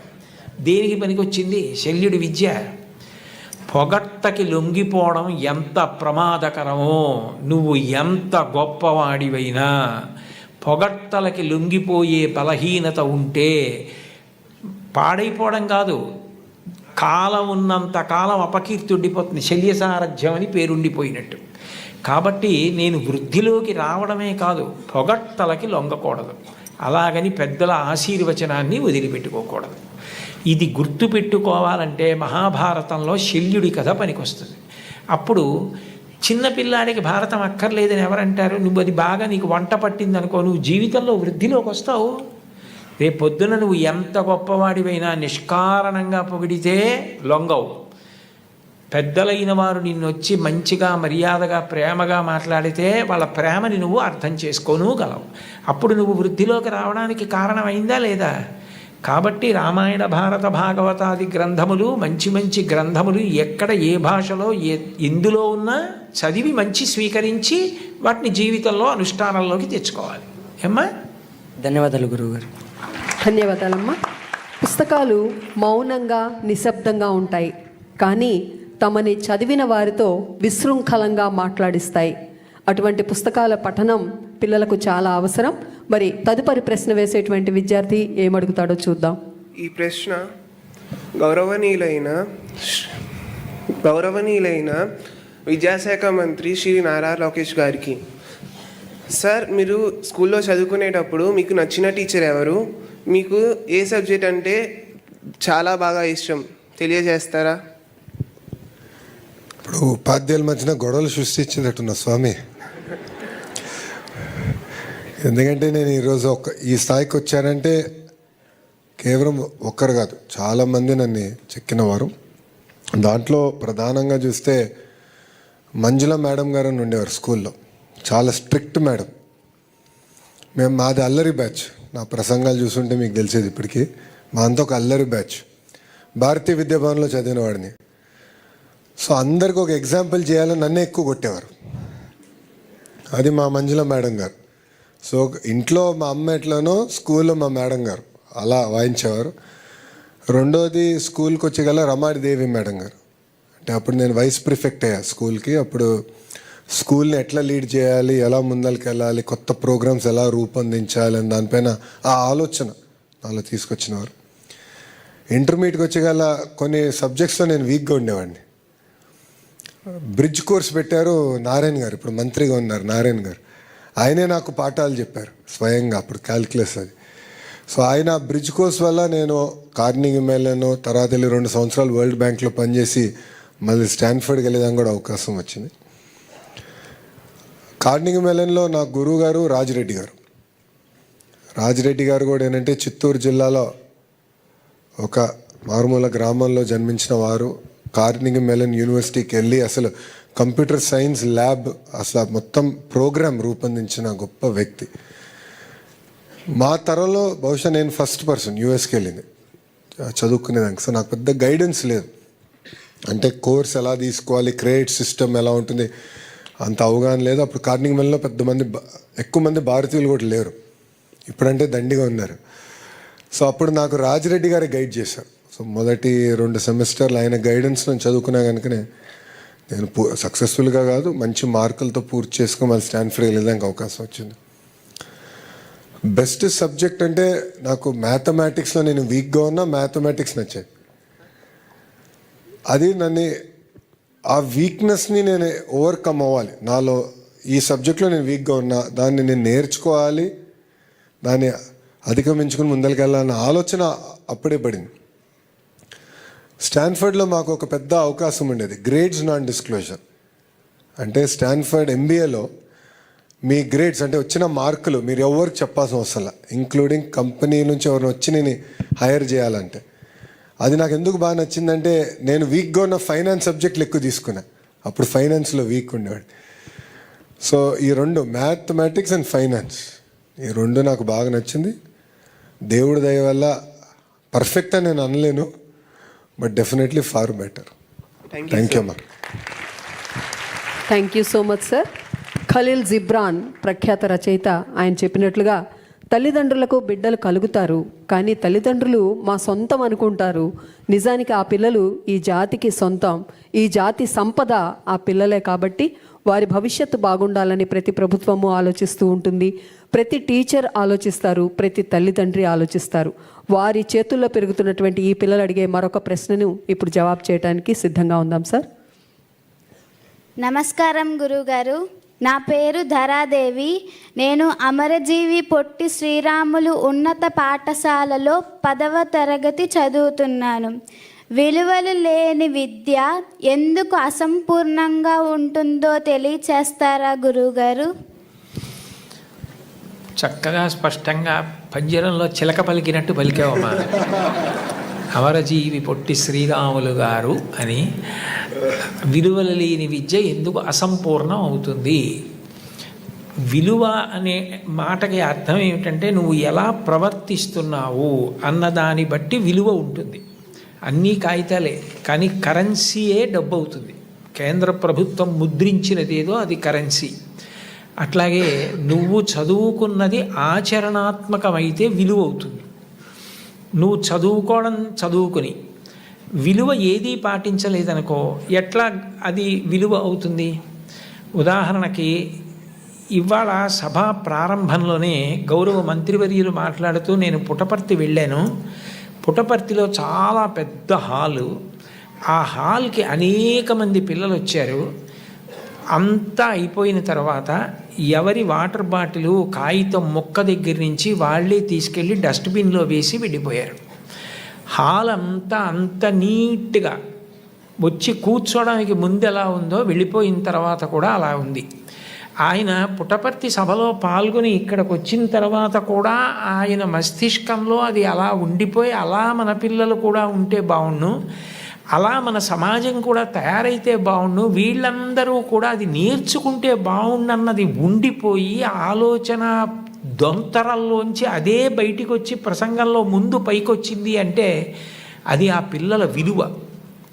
వాళ్ళు పరిశుభ్రత అలా పాటించారు. ఒక్కొక్కరు అంత విలువ ఒక్కొక్క విషయానికి ఇస్తారు. ఇది నిజానికి అంతఃశౌచము బాహ్య శౌచము అని మన శరీరాన్ని శుభ్రంగా ఉంచుకోవడం, మన మనసుని శుభ్రంగా ఉంచుకోవడం, మంచి ఆలోచనలు చేయడం, మనం శుభ్రంగా ఉండడం కాదు, మనం ఉన్న చోటు శుభ్రంగా ఉండాలి, ఇల్లు శుభ్రంగా ఉండాలి, వీధి శుభ్రంగా ఉండాలి. అలా ఉన్నప్పుడు దోమలు, అంటువ్యాధులు ఇట్లాంటివి ఉండవు. ఎవరికి వాళ్ళమే కష్టపడ్డం, ఎవరికి వాళ్ళని శుభ్రంగా ఉంచుకోవడం నేర్చుకున్నాం అనుకోండి, అప్పుడు అది గొప్ప విలువ అవుతుంది. ఆ విలువ సామూహికమైందనుకోండి, ఒక ఊరంతా పాటించిందనుకోండి, అది కీర్తికి కారణం అవుతుంది. ఆ మధ్య హిందూ పేపర్లో ఒక ఆర్టికల్ వచ్చింది. కరీంనగర్ డిస్ట్రిక్ట్లో సిద్దిపేట మండల్లో ఇబ్రహీంపట్నం అనుకుంటాను, ఒక చిన్న పల్లెటూరు. ఆ పల్లెటూరులో ఆటోమొబైల్ ఇంజనీరింగ్లో డిప్లొమా చేసినటువంటి చెన్నారెడ్డి అన్న వ్యక్తి ఆ ఊరి సర్పంచ్ కుమారుడు. ఆయన లీడ్ తీసుకుని ఎందుకు పరిశుభ్రంగా ఉండాలి, ఉండకపోతే ఎంత ప్రమాదం జరుగుతుంది, ఒక్క దోమ పెరిగినది కుడితే ఒక పిల్లవాడే మరణించవచ్చు, ఒక బోధకాలు వస్తే జీవితాంతం బోధకాలతో బాధపడాలి, ఒక్కొక్క జ్వరం వస్తే ఎంత డబ్బు అయిపోతుంది, మనం ఎంత శుభ్రంగా ఉండాలి, మురుగునీరు మొక్కల్లోకి పంపించి కలకల్లాడుతూ పువ్వులు పూసేటట్టు వీధులు ఎలా ఉండాలి, ఇవి అదే పనిగా అందరినీ పిలిచి చెప్పి ఆ ఊళ్ళో ఒక్కరికి కూడా వైరల్ ఫీవర్ కూడా రాకపోతే ఆ ఊళ్ళో ఉన్నటువంటి 4 ఆర్ఎంపీ డాక్టర్లు ఆ ఊరు వదిలి వెళ్ళిపోయారు. ఏ జబ్బు రాందానికి ఈ ఊళ్ళో మేమెందుకు, ఇక్కడ మాకేం రావట్లేదు రూపాయి కూడానని. ఆ విషయం హిందూ పేపర్లో వచ్చింది. అంటే ఆ ఊరికే ఎంత విలువ వచ్చింది.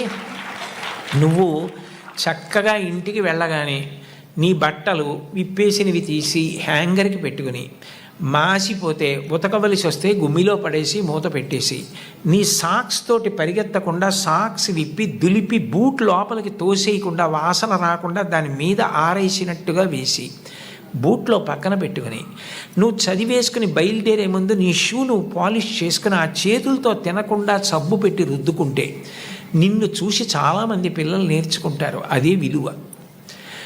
అలా పిల్లలందరూ కూడా మీరు కూర్చున్న గది, మీరు పుస్తకాలు పెట్టుకునే ఆల్మేరా, మీ ఇల్లు, మీ వీధి అన్నిటినీ శుభ్రంగా ఉంచడం మీరు నేర్చుకున్నారనుకోండి, ఒకనాడు ప్రపంచవ్యాప్తంగా ఈ దేశానికి ఎంత గౌరవం వస్తుందో. మహాత్మా గాంధీ గారు కరెంటు పోయిన తర్వాత గుండు సూది కావలసి వస్తే కటిక చీకట్లో తన మేజాబల్ల మీద గుండు సూది ఎక్కడుందో చీకట్లో తీసేవారట. అంటే అంత బాగా సర్దుకునేవారు. అవనిగడ్డ ఎమ్మెల్యే గారు మండలి బుద్ధప్రసాద్ గారిని ఉన్నారు. ఆయన మహాత్మా గాంధీ గారి జీవితంలో మంచి మంచి విషయాలు తీసి చాలా మంచి బుక్స్ పబ్లిష్ చేశారు. స్వచ్ఛ భారతీయం అని పుస్తకాలు వేసి ఆయన చీపురు పట్టుకు ఊడుస్తున్నట్టుగా వేసి పిల్లలకి మంచి బుద్ధి ప్రచోదనం కోసం పంచిపెట్టారు ఒకప్పుడు. నేను ఆ పుస్తకం చాలా బాగుందంటే తెప్పించుకుని ఆయన దగ్గర అడిగితే చదివాను. అందులోంచి ఉటంకించాను నేను ఇప్పుడు ఈ విషయం. కాబట్టి మీరు అట్లాంటివి చదివి చక్కగా పరిశుభ్రంగా ఉండడం నేర్చుకున్నారనుకోండి, మీరు ఒక రోజు ఏం చేయాలంటే మీరు మంత్రి గారికి కబురు చేయాలి. మంత్రి గారు, మీరు ఒక రోజున విజయవాడ సభలో పుటపర్తి గురించి చెప్పారు, మా స్కూల్కి మీరు ఒక్కసారి రండి, మా స్కూల్కి మీరు వచ్చి ఒక్కసారి చూడండి, మీరు పొంగిపోతారు, మీరు గర్వపడతారు. మా ఊళ్ళో మా స్కూలు మేము కూడా అలా నిర్వహిస్తున్నాం. చెత్త కాగితం ముక్క ఉండదు, ఎవ్వరం అపరిశుభ్రంగా ఉండం. మా స్కూల్ అలా మెయింటైన్ చేస్తున్నాం. మేమందరం వాలంటీర్స్గా షిఫ్ట్లు వేసుకుని 2 రోజులకు ఒకళ్ళని చొప్పున, కొంతమందిని చొప్పున పాఠశాలంతా మేమే తుడిచేసుకుని మేమే దీన్ని దేవాలయంలా చూసుకుంటున్నాం అని మీరు మంత్రి గారిని వెళ్ళి పిలిచి మంత్రి గారు వచ్చి చూశారనుకోండి, అది పెద్ద న్యూస్ అవుతుంది. అది మీ పట్ల విలువ అవుతుంది, మీ పాఠశాలకి విలువ అవుతుంది, మిగిలిన వాళ్ళకి ఆదర్శం అవుతుంది, రాష్ట్రాన్ని చెక్కుతుంది. నేను ఎంత మాట్లాడినా దానికి విలువ ఉండదు. అది ఎంతవరకు అంటే దీపం వెలిగించడం వరకే. కాంతి చదువుకోవడానికి ఉపయోగపడిన నాడు దానికి సార్థక్యం. చెప్పింది మీరు పాటిస్తే అమ్మ అన్నం వండుతుంది. ఆకలితో కొడుకు భీష్మించి కోపంతో కూర్చుంటే అమ్మ ఏం చేస్తుంది? తింటే ఆకలి తీరుతుంది. మీరు పాటిస్తే గౌరవం వస్తుంది, విలువ అవుతుంది. పాటించినది విలువ. విలువ జీవితానికి, మీకు, మీ చుట్టూ ఉన్న వాళ్ళకి ఉపకారము, కీర్తి రెండూ కూడా. ధన్యవాదాలు గురువుగారు. తదుపరి ప్రశ్నతో మరొక విద్యార్థి సిద్ధంగా ఉన్నారు.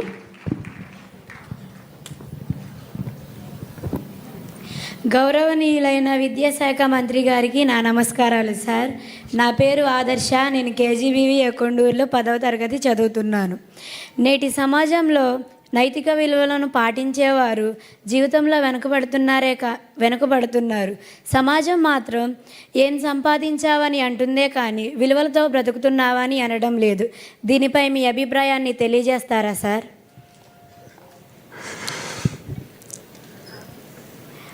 మా సక్సెస్కి షార్ట్ కట్ లేదు. ఇప్పుడు గౌరవ ముఖ్యమంత్రి గారితో కూడా ఈ విషయం నేను అనేక సార్లు చర్చించా. చిన్న వయసులో కూడా చర్చించా. అనేక సందర్భాల్లో మేము మాట్లాడుకున్నాం. ఫ్యాక్షనిజం గురించి, ఫ్యాక్షన్ రాజకీయాల గురించి మాట్లాడాం. రాజకీయాల్లో రావాల్సిన నైతిక విలువల గురించి మాట్లాడాం.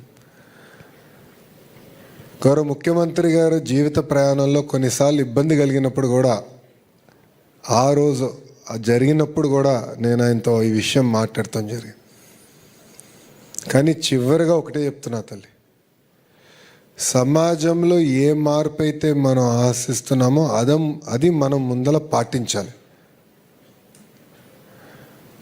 అందరూ తప్పులు చేసి ముందలకి వెళ్తున్నారు, మనం కూడా తప్పులు చేసి ముందలకి వెళ్దాం అనుకుంటే మటుకు వ్యక్తిత్వం అనేది ఉండదు.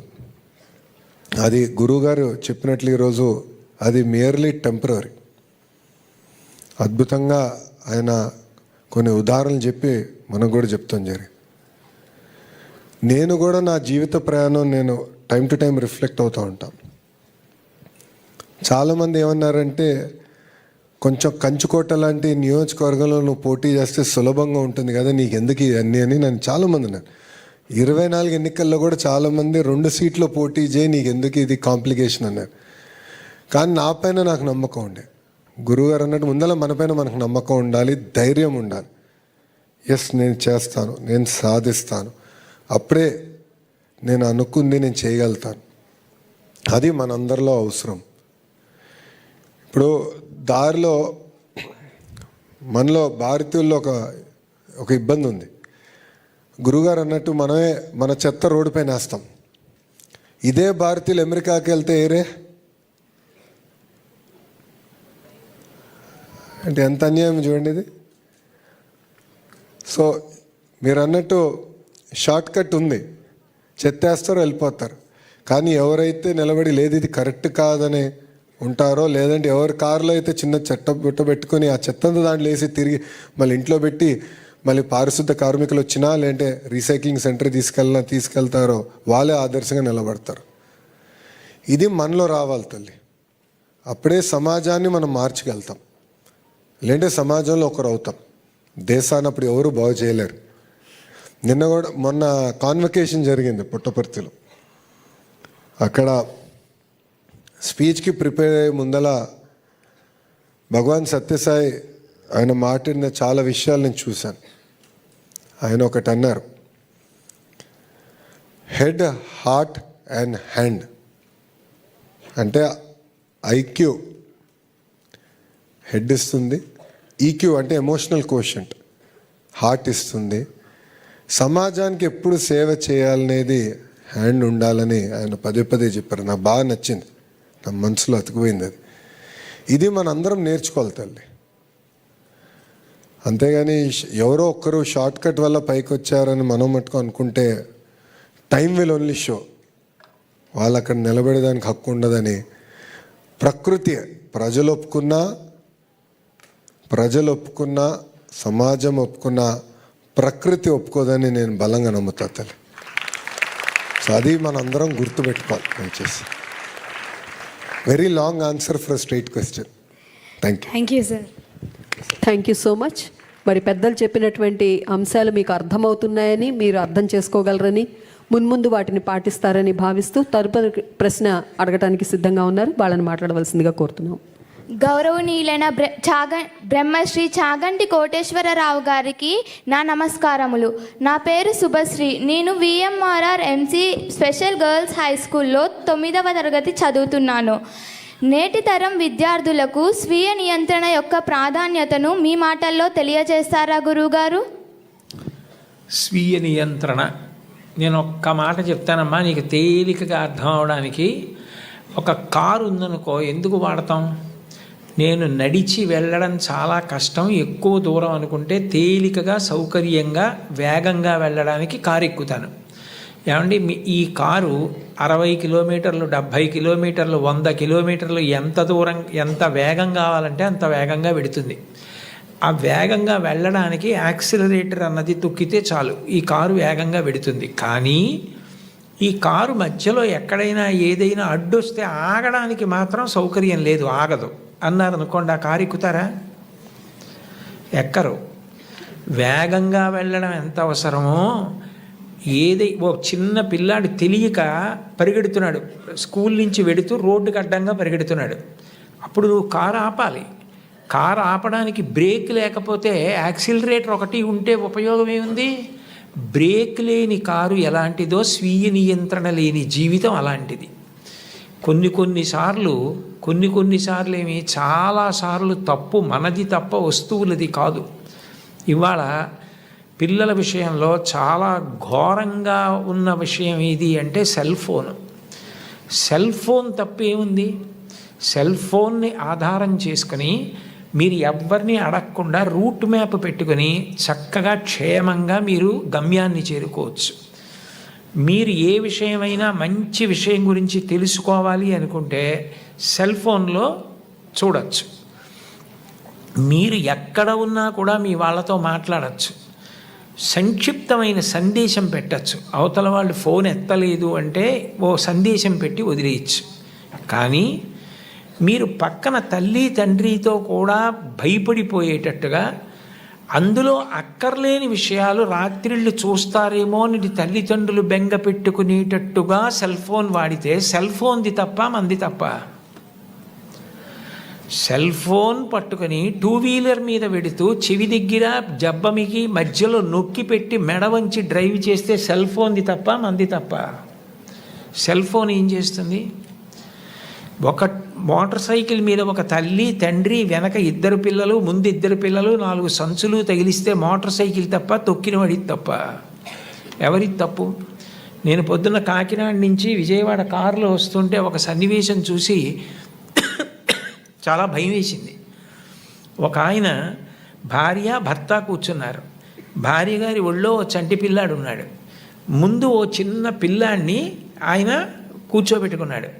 ఆ పిల్లాడు ఆయన చెయ్యిలా పెట్టుకుంటే ఈ చేతి మీదకు ఒరిగిపోయి నిద్రపోతున్నాడు. ఆ నిద్రపోతున్నవాడు ఎప్పుడు జారిపోతాడో తెలియదు, కింద ఆయన చెయ్యి వదిలి పిల్లాడిని పట్టుకుంటాడా, పిల్లాడు నిద్రలో ఇంకా ఇదైపోయి పక్కన ఏ హార్నో వినపడితే ఉలిక్కిపడి పడిపోతే? దాని బదులు ఒక ఆటోలోనో ఇందులోనో వెళ్ళొచ్చు, బస్సో ఎక్కి. మోటార్ సైకిల్ మీద అంతమందిని వెళ్ళమని ఎవరు చెప్పారు? ఎంత ప్రమాదం! మొన్న రాత్రి నేను వెడుతుంటే రోడ్డు పక్కన ధాన్యం పోసి పైన పరదాలేసి పెద్ద పెద్ద బండలు పెట్టారు. ఒక 2 వీలర్ అయినా ఆ బండ దూరంగా ఉండి చూసుకోకుండా గుద్దుకుని పడిపోయి ఒళ్ళంతా నెత్తురు కారుతోంది పాపం. ఎవరు చెప్తారు? ఇవన్నీ ఎవరు చెప్పాలి? ఎవరు చెప్పాలి? సెల్ ఫోన్ అలా వాడద్దని మీ అమ్మగారు నాన్నగారు నిద్ర మానేసి మీ పక్కన కూర్చుంటారా? ఒక వయస్సులో అక్కర్లేనప్పుడు సెల్ ఫోన్ ఎందుకు? మా తరంలో మాకు ఇప్పుడు తెలుసు సెల్ ఫోన్, ఒకప్పుడు సెల్ ఫోన్ లేదు అసలు. ఎందుకు సెల్ ఫోను? అస్తమానం సెల్ ఫోన్ వాడవలసింది, అస్తమానం సెల్ ఫోన్లో యూట్యూబ్లో వెతుక్కోవడము, దానికి బోల్డ్ అన్ని మన కామెంట్లు పెడుతూ ఉండడం, ఎందుకు అవన్నీ? ఎంత టైం వేస్ట్ అయిపోతుంది. అక్కర్లేని విషయాల జోలికి వెళ్లకుండా పట్టించుకోవలసిన విషయాల్లో శ్రద్ధ పెట్టడమే స్వీయ నియంత్రణ. అది నేర్చుకోకపోతే జారిపోతావు. అదే స్వీయ నియంత్రణ. అది అవసరం కాదు, మరి అడుగడుగునా అవసరమే. అందుకే నేను అందరికీ అర్థమవుతుందని సెల్ ఫోన్ ఉదాహరణగా చెప్పాను.